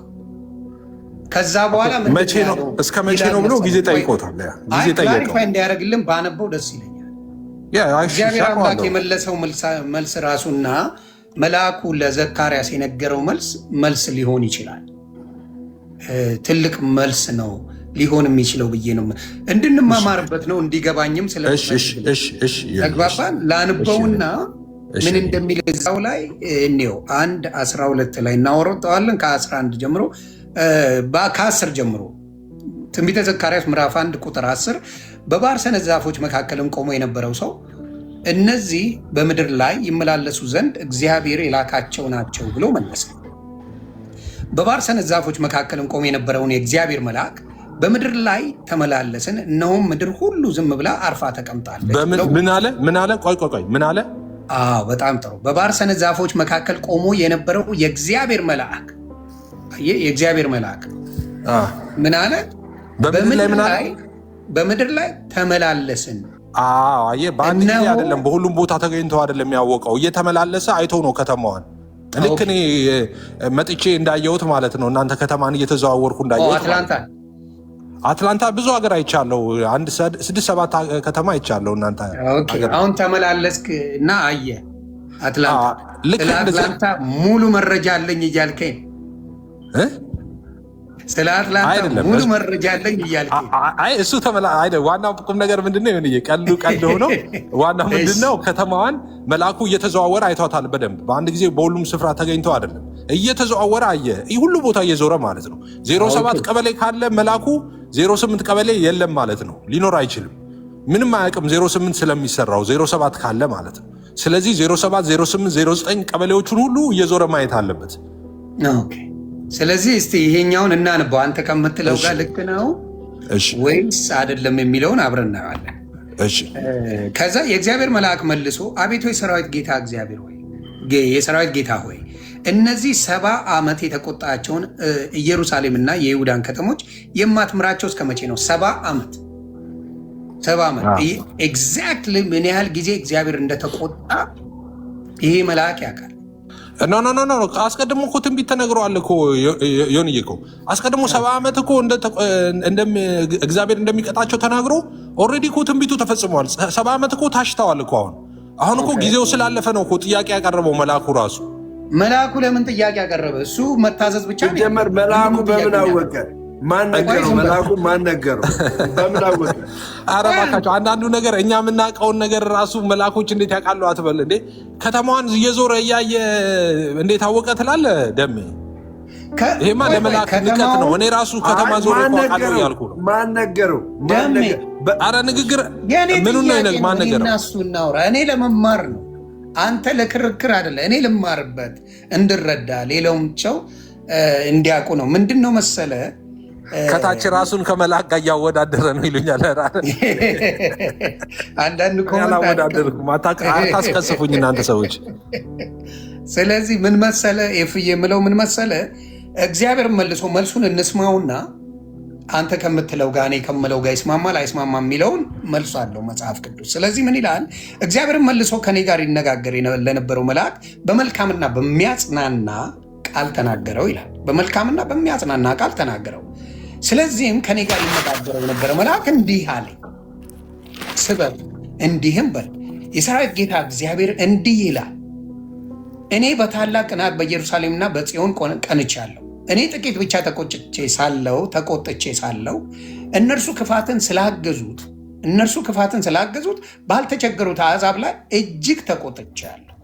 ስለዚህ እግዚአብሔር እንዲህ ይላል፣ ወደ ኢየሩሳሌም በምሕረት ተመልሻለሁ፣ ቤቴ ይሰራባታል፣ በኢየሩሳሌም ላይ ገመድ ይዘረጋባታል ይላል የሰራዊት ጌታ እግዚአብሔር። ደግሞም እንዲህ ስትል ስበክ እያለ የሚሆነውን ነገር መፍትሄውን ነው እዚህ ጋር ያለው እንጂ ስትመላለስ ነው ያየኸው፣ ተመላልሰ ነው ያየኸው፣ እንዲህ ስለሆንክ ነው ያየኸው የተባለው ነገር የለም። መልእክቱ የነበረው ለዘካርያስ ነው። ለዘካርያስ የነበረውን መልአኩ ተመላለሰ አልተመላለሰም? ከተማው ላይ ተመላልሶ አየው አላየው ከሆነ ምንድን ነው የሚለው? ሀገሩ ላይ ነው ከተማው ላይ ተመላልሶ አየ እኮ ይላል እኮ። ቆይ እዚህ ጋር ሙሉ ሀሳብ እንዲኖረን ነቢዩ ዘካርያስ ይኸው በዳሪዮስ በሁለተኛ ዓመት በ8ኛ ወር የእግዚአብሔር ቃል ወደ አዶ ልጅ ወደ በራክዩ ልጅ ወደ ነቢዩ ወደ ዘካርያስ እንዲህ ሲል መጣ ይላል። መልእክት ነው የመጣ መልእክት ታዟል። የታዘዘው መልእክት ምንድን ነው? ስለ ነቢዩ ዘካርያስ በነቢዩ ዘካርያስን በሚያናግርበት ጊዜ ነው እንግዲህ እግዚአብሔር በመሃል ስለነበረ እግዚአብሔርን ያ መልአክ የጠየቀው ለምንድን ነው የማትመራቸው ብሎ አይደለ ጠየቀ። እሱ ማድረግ የለበት ምንድን ነው? አሁን እኔ እሱ ገብቶኛል። አንብበውና የተመላለሰበት ፓርት ላይ እንሂድ። ኦኬ። ስለዚህ እግዚአብሔር በአባቶቻችሁ ላይ እጅግ ተቆጥቶ ነበር። እሺ፣ እግዚአብሔር ከመጀመሪያው ጀምሮ ነው የምነግርህ፣ ተቆጥቶ ነበር። ስለዚህ እንዲህ አላቸው፣ የሰራዊት ጌታ እግዚአብሔር እንዲህ ይላል፣ ወደ እኔ ተመለሱ ይላል የሰራዊት ጌታ እግዚአብሔር፣ እኔም ወደ እናንተ እመለሳለሁ ይላል የሰራዊት ጌታ እግዚአብሔር። የቀደሙት ነቢያት ለአባቶቻችሁ እንዲህ ብለው ሰብከዋል። የሰራዊት ጌታ እግዚአብሔር እንዲህ ይላል፣ ከክፉ መንገዳችሁና ከክፉ ስራችሁ ተመለሱ። እነርሱ ግን አልሰሙም፣ እኔንም አላዳመጡም። እንደ እነርሱ አትሁኑ ይላል እግዚአብሔር። አባቶቻችሁ ወዴት ናቸው? ነቢያትስ ለዘላለም በሕይወት ይኖራሉን? ለባሪያዎቼስ ለነቢያት ያዘዝኳቸው ቃሎቼና ስርዓቴ በአባቶቻችሁ ላይ አልደረሱምን? እነርሱም ተመልሰው የሰራዊት ጌታ እግዚአብሔር በመዳናችንና በስራችን መጠን ያደርግብን ዘንድ እንዳሰበ እንዲሁ አድርጎብናል አሉ። በዳሪዮስ በሁለተኛ ዓመት ሳባት በሚባል በ11ኛው ወር በ24ኛው ቀን በ11ኛው ወር በ24ኛው ቀን የእግዚአብሔር ቃል ወደ አዶ ልጅ ወደ በራክዩ ልጅ ወደ ነቢዩ ወደ ዘካርያስ እንዲህ ሲል መጣ። መልእክትን የመጣው እነሆም አንድ ሰው በመጋላ ፈረስ ተቀምጦ በሌሊት አየው። እርሱም በሸለቆ ውስጥ ባሉት በባርሰነት ዛፎች መካከል ቆሞ ነበር። በስተ ኋላውም መጋላና ሐመር አንባላይም ፈረሶች ነበሩ። እኔም ጌታዬ ሆይ እነዚህ ምንድን ናቸው አሉ። ከእኔም ጋር ይነጋገር የነበረው መልአክ እነዚህ ምንድን እንደሆኑ አሳይሃለሁ አለኝ። ማን ነው? መልአኩ ነው የሚያሳየው። ከዛ በባርሰነት ዛፎች መካከል ቆሞ የነበረው ሰው እነዚህ በምድር ላይ ይመላለሱ ዘንድ እግዚአብሔር የላካቸው ናቸው ብሎ መለሰ። አየህ፣ እግዚአብሔር የላካቸው ናቸው ብሎ መለሰ። ለምን ላካቸው? በምድር ላይ ይመላለሱ ዘንድ አይደል? እሺ ቀጥለው። እነዚህ በምድር ላይ ይመላለሱ ዘንድ የእግዚአብሔር የላካቸው ናቸው ብሎ መለሰ። በባርሰነት ዛፎች መካከል ቆሞ የነበረው የእግዚአብሔር መልአክ በምድር ላይ ተመላለስን፣ እነሆም ምድር በምን ተመላለሰ? በምድር ላይ ተመላለስን። ኦኬ፣ የተመላለሰው ቼክ እያደረገ ነው ማለት ነው። በአንድ ጊዜ ሁሉም ቦታ ስለማይገኝ መመላለስ አለበት ቼክ ለማድረግ ማለት ነው። ኦኬ፣ በምድር ላይ ካልተመላለሰ አያውቅም። እሺ ጎይ ኦኬ ብለው መለሱልኝ። የእግዚአብሔር መልአክ አቤቱ የሰራዊት ጌታ እግዚአብሔር ሆይ እነዚህ 70 ዓመት የተቆጣቸውን ኢየሩሳሌምንና የይሁዳን ከተሞች የማትምራቸው እስከ መቼ ነው አለ። የእኔ ነገር ምንድን ነው? እዚህ ጋር ያለው ጥያቄ ምንድን ነው? ብዙ ጊዜ መልአኮች ወደ እግዚአብሔር ጥያቄ አያቀርቡም የሚል ነገሮች ብዙ ጊዜ እሰማለሁ። ካልተሳሳትኩ ከተሳሳትኩ አረመኝ። ለእግዚአብሔር አይጠይቁም፣ መታዘዝ እንጂ የሚጠይቁ አይደሉም የሚል ነገር ነው የምሰማው። መጠየቅ አይችሉም፣ መታዘዝ ብቻ። ስለዚህ እዚህ ጋር እየጠየቀ ነው። እኛ አይ ዶንት ኖ መጠየቅ አይችሉም ተብሏል ያልከው ምን እንደሆነ አልገባኝም። ይሁንዬ መጠየቅ ማለት ምኑ መሰለ? አሁን ለምሳሌ እኛ ምንድነው ኖ ምሕረት አይጠይቅም፣ መብት የለውም እኮ ነው። ምን ጠይቆም አያውቅም። እዚህ ጋር ምንድነው ማትምራቸው እስከ መቼ ነው ማለት ምን ማለት ነው? እስቲ አስረዳኝ። መቼ ነው እንትኑ የሚነሳላቸው ነው? ኦኬ እግዚአብሔር እኮ ተቆጥቷቸው፣ ኦኬ በመከራ ውስጥ ነው ያሉት፣ ኦኬ በጭንቀት ውስጥ በችግር ውስጥ ነው ያሉት። ከዛስ መቼ ነው? ታይሙ አብቅተዋል። 70 ዓመቱ ተፈጽመዋል። እግዚአብሔር የተናገረውን ፈጽሞ ኦልሬዲ ተቀጥተው ጨርሰዋል። እና መቼ ነው ወደ ነበሩት የሚነሳው እንትኑ የሚነሳላቸው ቅጣቱ የሚነሳላቸው የተናገርከው የተፈጸመባቸው ነገር የሚነሳውና የምትጎበኛቸው መቼ ነው እያለ ነው እየጠየቀ ያለው መልአኩ። ጊዜው ስለተፈጸመ ማለት ነው። እግዚአብሔር ደግሞ በሚያጽናና ቃል ተናገረው which is ተፈጽሟል፣ ዓመቱ ነው፣ አሁን አስባቸዋለሁ ነው። እንግዲህ በዛን ጊዜ እንደምታውቀው ህዝቡ ከእግዚአብሔር ዞር ነው ይሄን አድርጉ ነው ያላቸው እንጂ ተፈጽሟል አላሉም። እዚህ ጋር እኔ በትንሽ ተቆጥቻለሁ። እነሱ ግን ከዛ አስቀድሞ ይሁንዬ አይሳካለው። ከዛ አስቀድሞ 70 ዓመት እግዚአብሔር እንደሚቀጣቸው አስቀድሞ ነግሯቸው ነበር። እና ያ 70 ዓመቱ ሲፈጸም ነው ነፃ ያወጡት። ኦኬ ከ70 ዓመት በኋላ ለ70 ዓመት እንደሚቀጣቸው እግዚአብሔር ተናግሯል። ከዛ በኋላ ነው ከ70 ዓመት በኋላ ነው ይሄ መልአክ የተላከው። ኦኬ 70 ዓመት ከተላከ በኋላ እንዳልኩ ተላከ።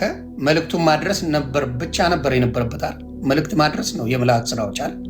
ተላከ ከእግዚአብሔር ተልኮ ያልገባውን ነገር እግዚአብሔርን ጠየቀ። ሲጠይቅ እግዚአብሔር መለሰለት። አሁን ይሄ ከምልጃ ጋር ምን ያገናኘዋል? ምልጃ የሚሆነው ግን በነገራችን ላይ ልግባና ዮኒ ይህን ክፍል ያነሳበት ዋና ይሹ ምንድን ነው? መልአክ በዮሐንስ ራዕይ ምዕራፍ 5 ላይ የተነሳበትን መርሳት የለብህማ። በዮሐንስ ራዕይ ምዕራፍ 5 ላይ መልአኩ በምን አወቀ? እንዴት ሊደርስ ቻለ? ምን አወቀ? በምን ስልጣን? ምን አወቀ? ዓለም ላይ ያለውን ሰማይ ላይ ያለውን ምድር ላይ ያለውን ከምድር በታች ማንም እንዳልተገኘ በምን አወቀ መልአኩ? በሚለው ተነስቼ ነው ይህን የተናገርኩት። ገባ? ይህንን ያለበት ምክንያት ምንድን ነው? ስለ ራዕይ ሲናገር የዮሴፍንም በራዕይ ትክክለኝነቱን እያመሳከረልህ እኮ ነው። እዚህ ጋር መጥቶ ዘካርያስ ላይ መጥቶ ስለ ራዕይ ነው ትክክለኝነት፣ የራዕይ ትክክለኝነት እያነጸልህ ነው። ሶዛት የዮሐንስ ራዕይ ምዕራፍ 5 ራዕዩ ትክክል ነው ብለህ የምትል ከሆነ እውነተኛ ታሪክ ነው እያለ ነው። እውነተኛ ታሪክ ነው እያለ ነው። ይህን አስታርቅልን። ዮሐንስ ራዕይ ምዕራፍ 5 ነው። እሺ አሁን ወደ ራዕዩ እንመለስ ማለት ነው። ራዕይ ላይ መልአኩ በራሱ ቼክ አድርጎ አወቀ የሚል ነገር የለም። ራእይ ላይ ምንድነው ያለው? መልአኩም ያውጀው ነገር አለ። ምን እያለ አልተገኘም ይላል። ለምሳሌ ማተቡም ይፈታ በምድር በሰማይ ቢሆን በምድር ከምድር በታች አልተገኘም እንደዚህ እያለ ይጻፈዋል። አልተገኘም ማለት መልአኩ እኔ አሁን በዚህ ቅስበት ምድርን ሁሉ በአንድ ጊዜ ቼክ አድርጌ ፈለኩኝ ባህርም ውስጥ ገብቼ እንትንም ብዬ አይቼ አልተገኘም ብሎ እንዳቀረበ አድርጋችሁ ያነሳችሁት ሐሳብ አልገባኝም። መልአኩ ያለው ምንም ቼክ አረኩም ሄድኩም ወጣውም ገባውም አላለም። አልተገኘም ነው ያለው። ሶ አልተገኘም ማለት መልአኩ ቼክ አድርጎ እንዳልተገኘ አረጋገጠ ማለት አይደለም። ቆይ በምን አወቀ? ካልተገኘ በምን አወቀ? ዝም ብሎ ነው የሚያወራው ወይስ ተፈልጎ አልተገኘም ማለት ነው? ተፈልጎ አልተገኘም ማለት ተፈልጎ አልተገኘም። አሁን በምን አላወቀም፣ በምን አወቀ፣ በምን አላወቀም አይደለም። በምድር ላይ እሱ ቼክ አላረገም፣ በአንድ ጊዜ በሁሉም ስፍራ ገብቶ ቼክ አላረገም ነው የኛ አርጊመንት። ማረግም አይችልም። በነገራችን ላይ ይሄ እኮ በክርስትናው ዓለም ኦርቶዶክስ በነገራችን ላይ ራሱ እኮ ኦርቶዶክስም ካቶሊክም ዶክትሪን ኦምኒ ይሄ የጋድ አትሪቢዩት የሚባሉት አሉ። አሁን እኮ የሚያስቅ ነገር ነው አርጊመንታችን። በነገራችን ላይ ደሜ አንተን የሚጠቅም ከመሰለ በክርስትናው ዓለም ኦምኒ ፕሬዘንስ መልአክ ኦምኒ ፕሬዘንስ ናቸው የምትል ከሆነ ኢትስ ኦኬ። አሁን ዮኒ የጠየቀ ጥያቄ በተለይ ቁጥር 2 ላይ ብርቱም መልአክ አለ መጽሐፉን ይዘረጋ ዘንድ ማተቦቹን ሊፈታ ዘንድ የሚገባው ማን ነው? ይህን ጠይቆ ማን ነው? መልአኩ ነው። ማን ነው? ከዛ ብሎ በታላቅ ድምፅ ሲያውጅ አየው። ማን ያየው? እሺ ለምን አወጀ? ለምን አላወቀም? ለምን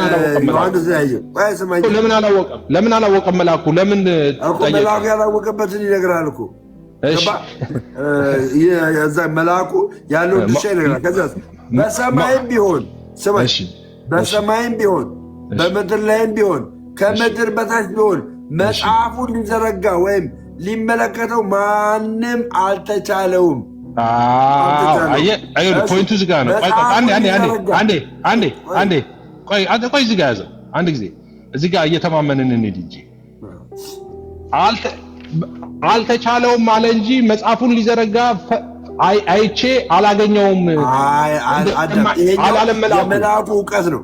ይሄ የመልአኩን እውቀት ነው እያየን እውቀት እኮ ሁሉን አዋቂ እንዳልሆነ እየተናገረ እኮ ነው። በምን አወቀ? አሁን መልአኩ ማንም እንግዲህ በምድር ላይ ያለውን እንዴት በእውቀቱ አወቀ? በምድር ላይ ያለውን አላወቀም። እሱ ማን አወቃት? በልሱ አላወቀም። እግዚአብሔር ብቻ እኮ ነው። አሁን እግዚአብሔር ልኮት ቢሆን ኦኬ። ግን አላወቀም። እሱ እኮ ጠያቂ ነው። መልአኩ ጠያቂ ነው። እንዴት አወቀ ትላለህ? እሱማ ጠያቂ ነው። ምን ያውቃል? ጠያቂማ ማን እንደሆነ እኮ ይናገራል። ጠያቂ ዮሐንስ ነው። መልአኩ ነው አይደል? አረረረ መልአኩ ነው። መልአኩ ድጋሚ አንብበው። እሺ መጽሐፉን ሊዘረጋ ወይም ሊመለከት የሚገባው ማንም ስላልተገኘ እጅግ አለቀስኩ። ኧረ አይደለም። እሱን ከሱ በፊት ቅድም ያነበብከው መግቢያውን አንብበው። ከቁጥር አንድ ጀምር። እሺ ከቁጥር አንድ በዙፋኑ ላይም በተቀመጠው በቀኝ እጁ ላይም በውስጥና በኋላው የተጻፈበት በሰባት ማኅተም የተዘጋ መጽሐፍን አየው። ማን ያየው? ዮሐንስ አየው። ብርቱም መልአክም መጽሐፉን ይዘረጋ ዘንድ ማኅተሞቹም ይፈታ ዘንድ የሚገባው ማን ነው ብሎ በታላቅ ድምፅ ሲያውጅ አየው። እሺ አውቋል። እዚህ ጋር መልአኩ አውቋል። የሚፈታው ማን እንደሆነ አወቀ። ማን ነው አለ። ዋናው እዚህ ጋር በታላቅ ድምፅ ነው ያወጀው። መልአኩ አወጀ እንጂ አላወቀም። ወይ እዚህ ማን ነው ብሎ በታላቅ ድምፅ አወጀ። እሺ የመልአኩ ድምፅ በዓለም ይሰማል ማለት ነው። አዋጅ ከሆነ ያንን አዋጅ ሲያውጅ ማን ነው ያየው? ዮሐንስ።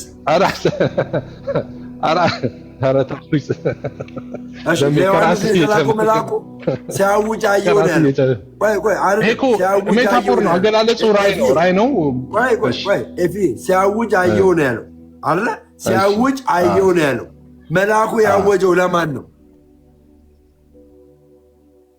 አወጀ ነው። ለማን እንደሆነ አልተነገረም። እዛ ጋር አወጀ ነው የሚለው በቃ አውጇል። ስለዚህ ዮሐንስ ካየ ያሳቀኝ ለምሳሌ ምድር ሁሉ ሰሙት ስትል ብለህ ስትጨምር ነው ያሳቀኝ እኮ። ምድር ሁሉ ሰሙታል። ምድር ሁሉ ሰሙት ስትል ነው ያሳቀኝ እኮ። ያወጀው አዋጅ ከመጣ የሚታወጀው ምድር ላይ ነው። ለምን ይሄ አዋጅ ለምድር ነው እየታወጀ ያለው። ቀጥሎ እንደዚህ ስለሚል ምን ይላል?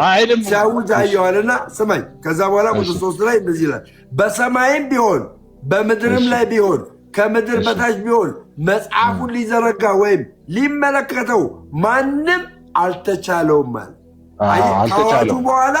ከአዋጁ በኋላ በሰማይም በምድርም ከምድርም በታች ይህንን መጽሐፍ ሊዘረጋ የሚችል ማንም አልተቻለውም አለ። አሁን ጥያቄው እዚህ ጋር ነው። ጥያቄው እዚህ ጋር ነው። አሁን ጥያቄው መጀመሪያ በሰማይ ቢሆን በምድር ከምድር በታች ቆይ ጥያቄው እኮ እዚህ ጋር ነው ያለው። ይኸውልህ ትቀጥለዋል። የመላኩን ኦቶሪቲ እንያ መጀመሪያ የመላኩ ኦቶሪቲ እሺ፣ ጥያቄው ከዚህ በኋላ ነው የሚመጣው። መላኩ ያወጀው በሰማይም በምድርም ከምድርም በታች ነው አይደለም? በዚህ ቃል መሰረት አይደለም።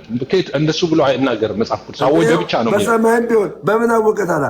በሰማይም ቢሆን በምድር ላይም ቢሆን ከምድር በታች ቢሆን መጽሐፉን ሊዘረጋ ወይም ሊመለከት ማንም አልተቻለውም አለ።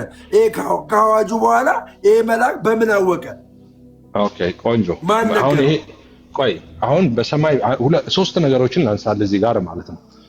ትንሽ ማይመስል ነገር ነው እያወራን ያለ ነው። አንደኛ በሰማይ ቢሆን በምድር ከምድር በታች ማተቡን እንዲፈታ ምናምን አንድም ሰው አልተቻለውም ያለው ማን ነው? መልአኩ። ማስረጃ ምንድን ነው? እሺ፣ በሰማይ ቢሆን በምድር ላይ ቢሆን ከምድር በታች ቢሆን መጽሐፉን ሊዘረጋ ሊመለከት ማንም አልተቻለውም። መጽሐፉን ሊዘረጋ ወይም ሊመለከት የሚገባው ስማኛ ልጨርስና የሚገባው ማንም ስላልተገኘ እጅግ አለቀሱ። እዚህ ጋር አልተቻለውም ሲል አልተቻለውም ያለው ማን ነው? መልአኩ መሆኑን በምን አወቅ? መልአኩ መሆኑን በምን አወቅ? በምን አወቅ? ይኸውልህ እንደዚህ የሚል አለ። ብርቱ መልአክ መጽሐፉን ይዘረጋ ዘንድ። ይሄ እኔ ጥቅስ ነው፣ እኔ ላውራበት። እሺ፣ አሁን እዚህ ጋር ምን አለ መሰለህ? እኔ ልማርበት፣ አንተ መጽሐፍ የሚለው ምን መሰለህ? እባክህን አንድ የተገለጠልህ ነገር አለ። መጽሐፉ የሚለው ምን መሰለህ? እኔ ልነጋገርበት። አንድ ጊዜ እችን ብቻ ልናገር። ኤፌሶን ከዚህ በኋላ ሜንሽን አድርገሽ ኮመንት እንዳስጭ እኔ ጋር እሺ። ከስርም ደግሞ እዚህም እዛም እያየ ነው እንደ ግራ አጋባ እንደምን ኮመንት አዲስ ነው ማለት ነው። እኔ የሆነ ነገር ልበል እዚህ ጋር በዚህ ቀጥል። እኔ ግን ከሆነ በኋላ እቀጥላለሁ። ኤፍዬ የሆነ ነገር ልበል በመሀላችን ስለተፈጠረው ሳይሆን ሌላ ደግሞ ልጨምር። መልአክ እኛ እንደምንለው አሳንሰን የምናያቸው አይደሉም። በጣም በጣም በጣም እግዚአብሔር ቆይ ምን ሆነ መሰለ፣ ብዙ ጊዜ አንዳንዶቹ በእንትን ሲጽፉ ስለማይ ነው። እኔ ብዙ ጊዜ ሳይ እንዴ እያልኩ ምላቸው ነገሮች አሉ።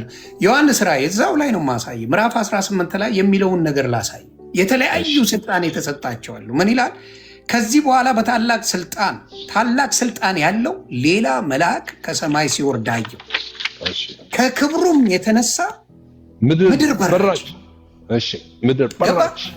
የመላእክቶች ስልጣንን እንደ ተራ ነገር የሚያዩ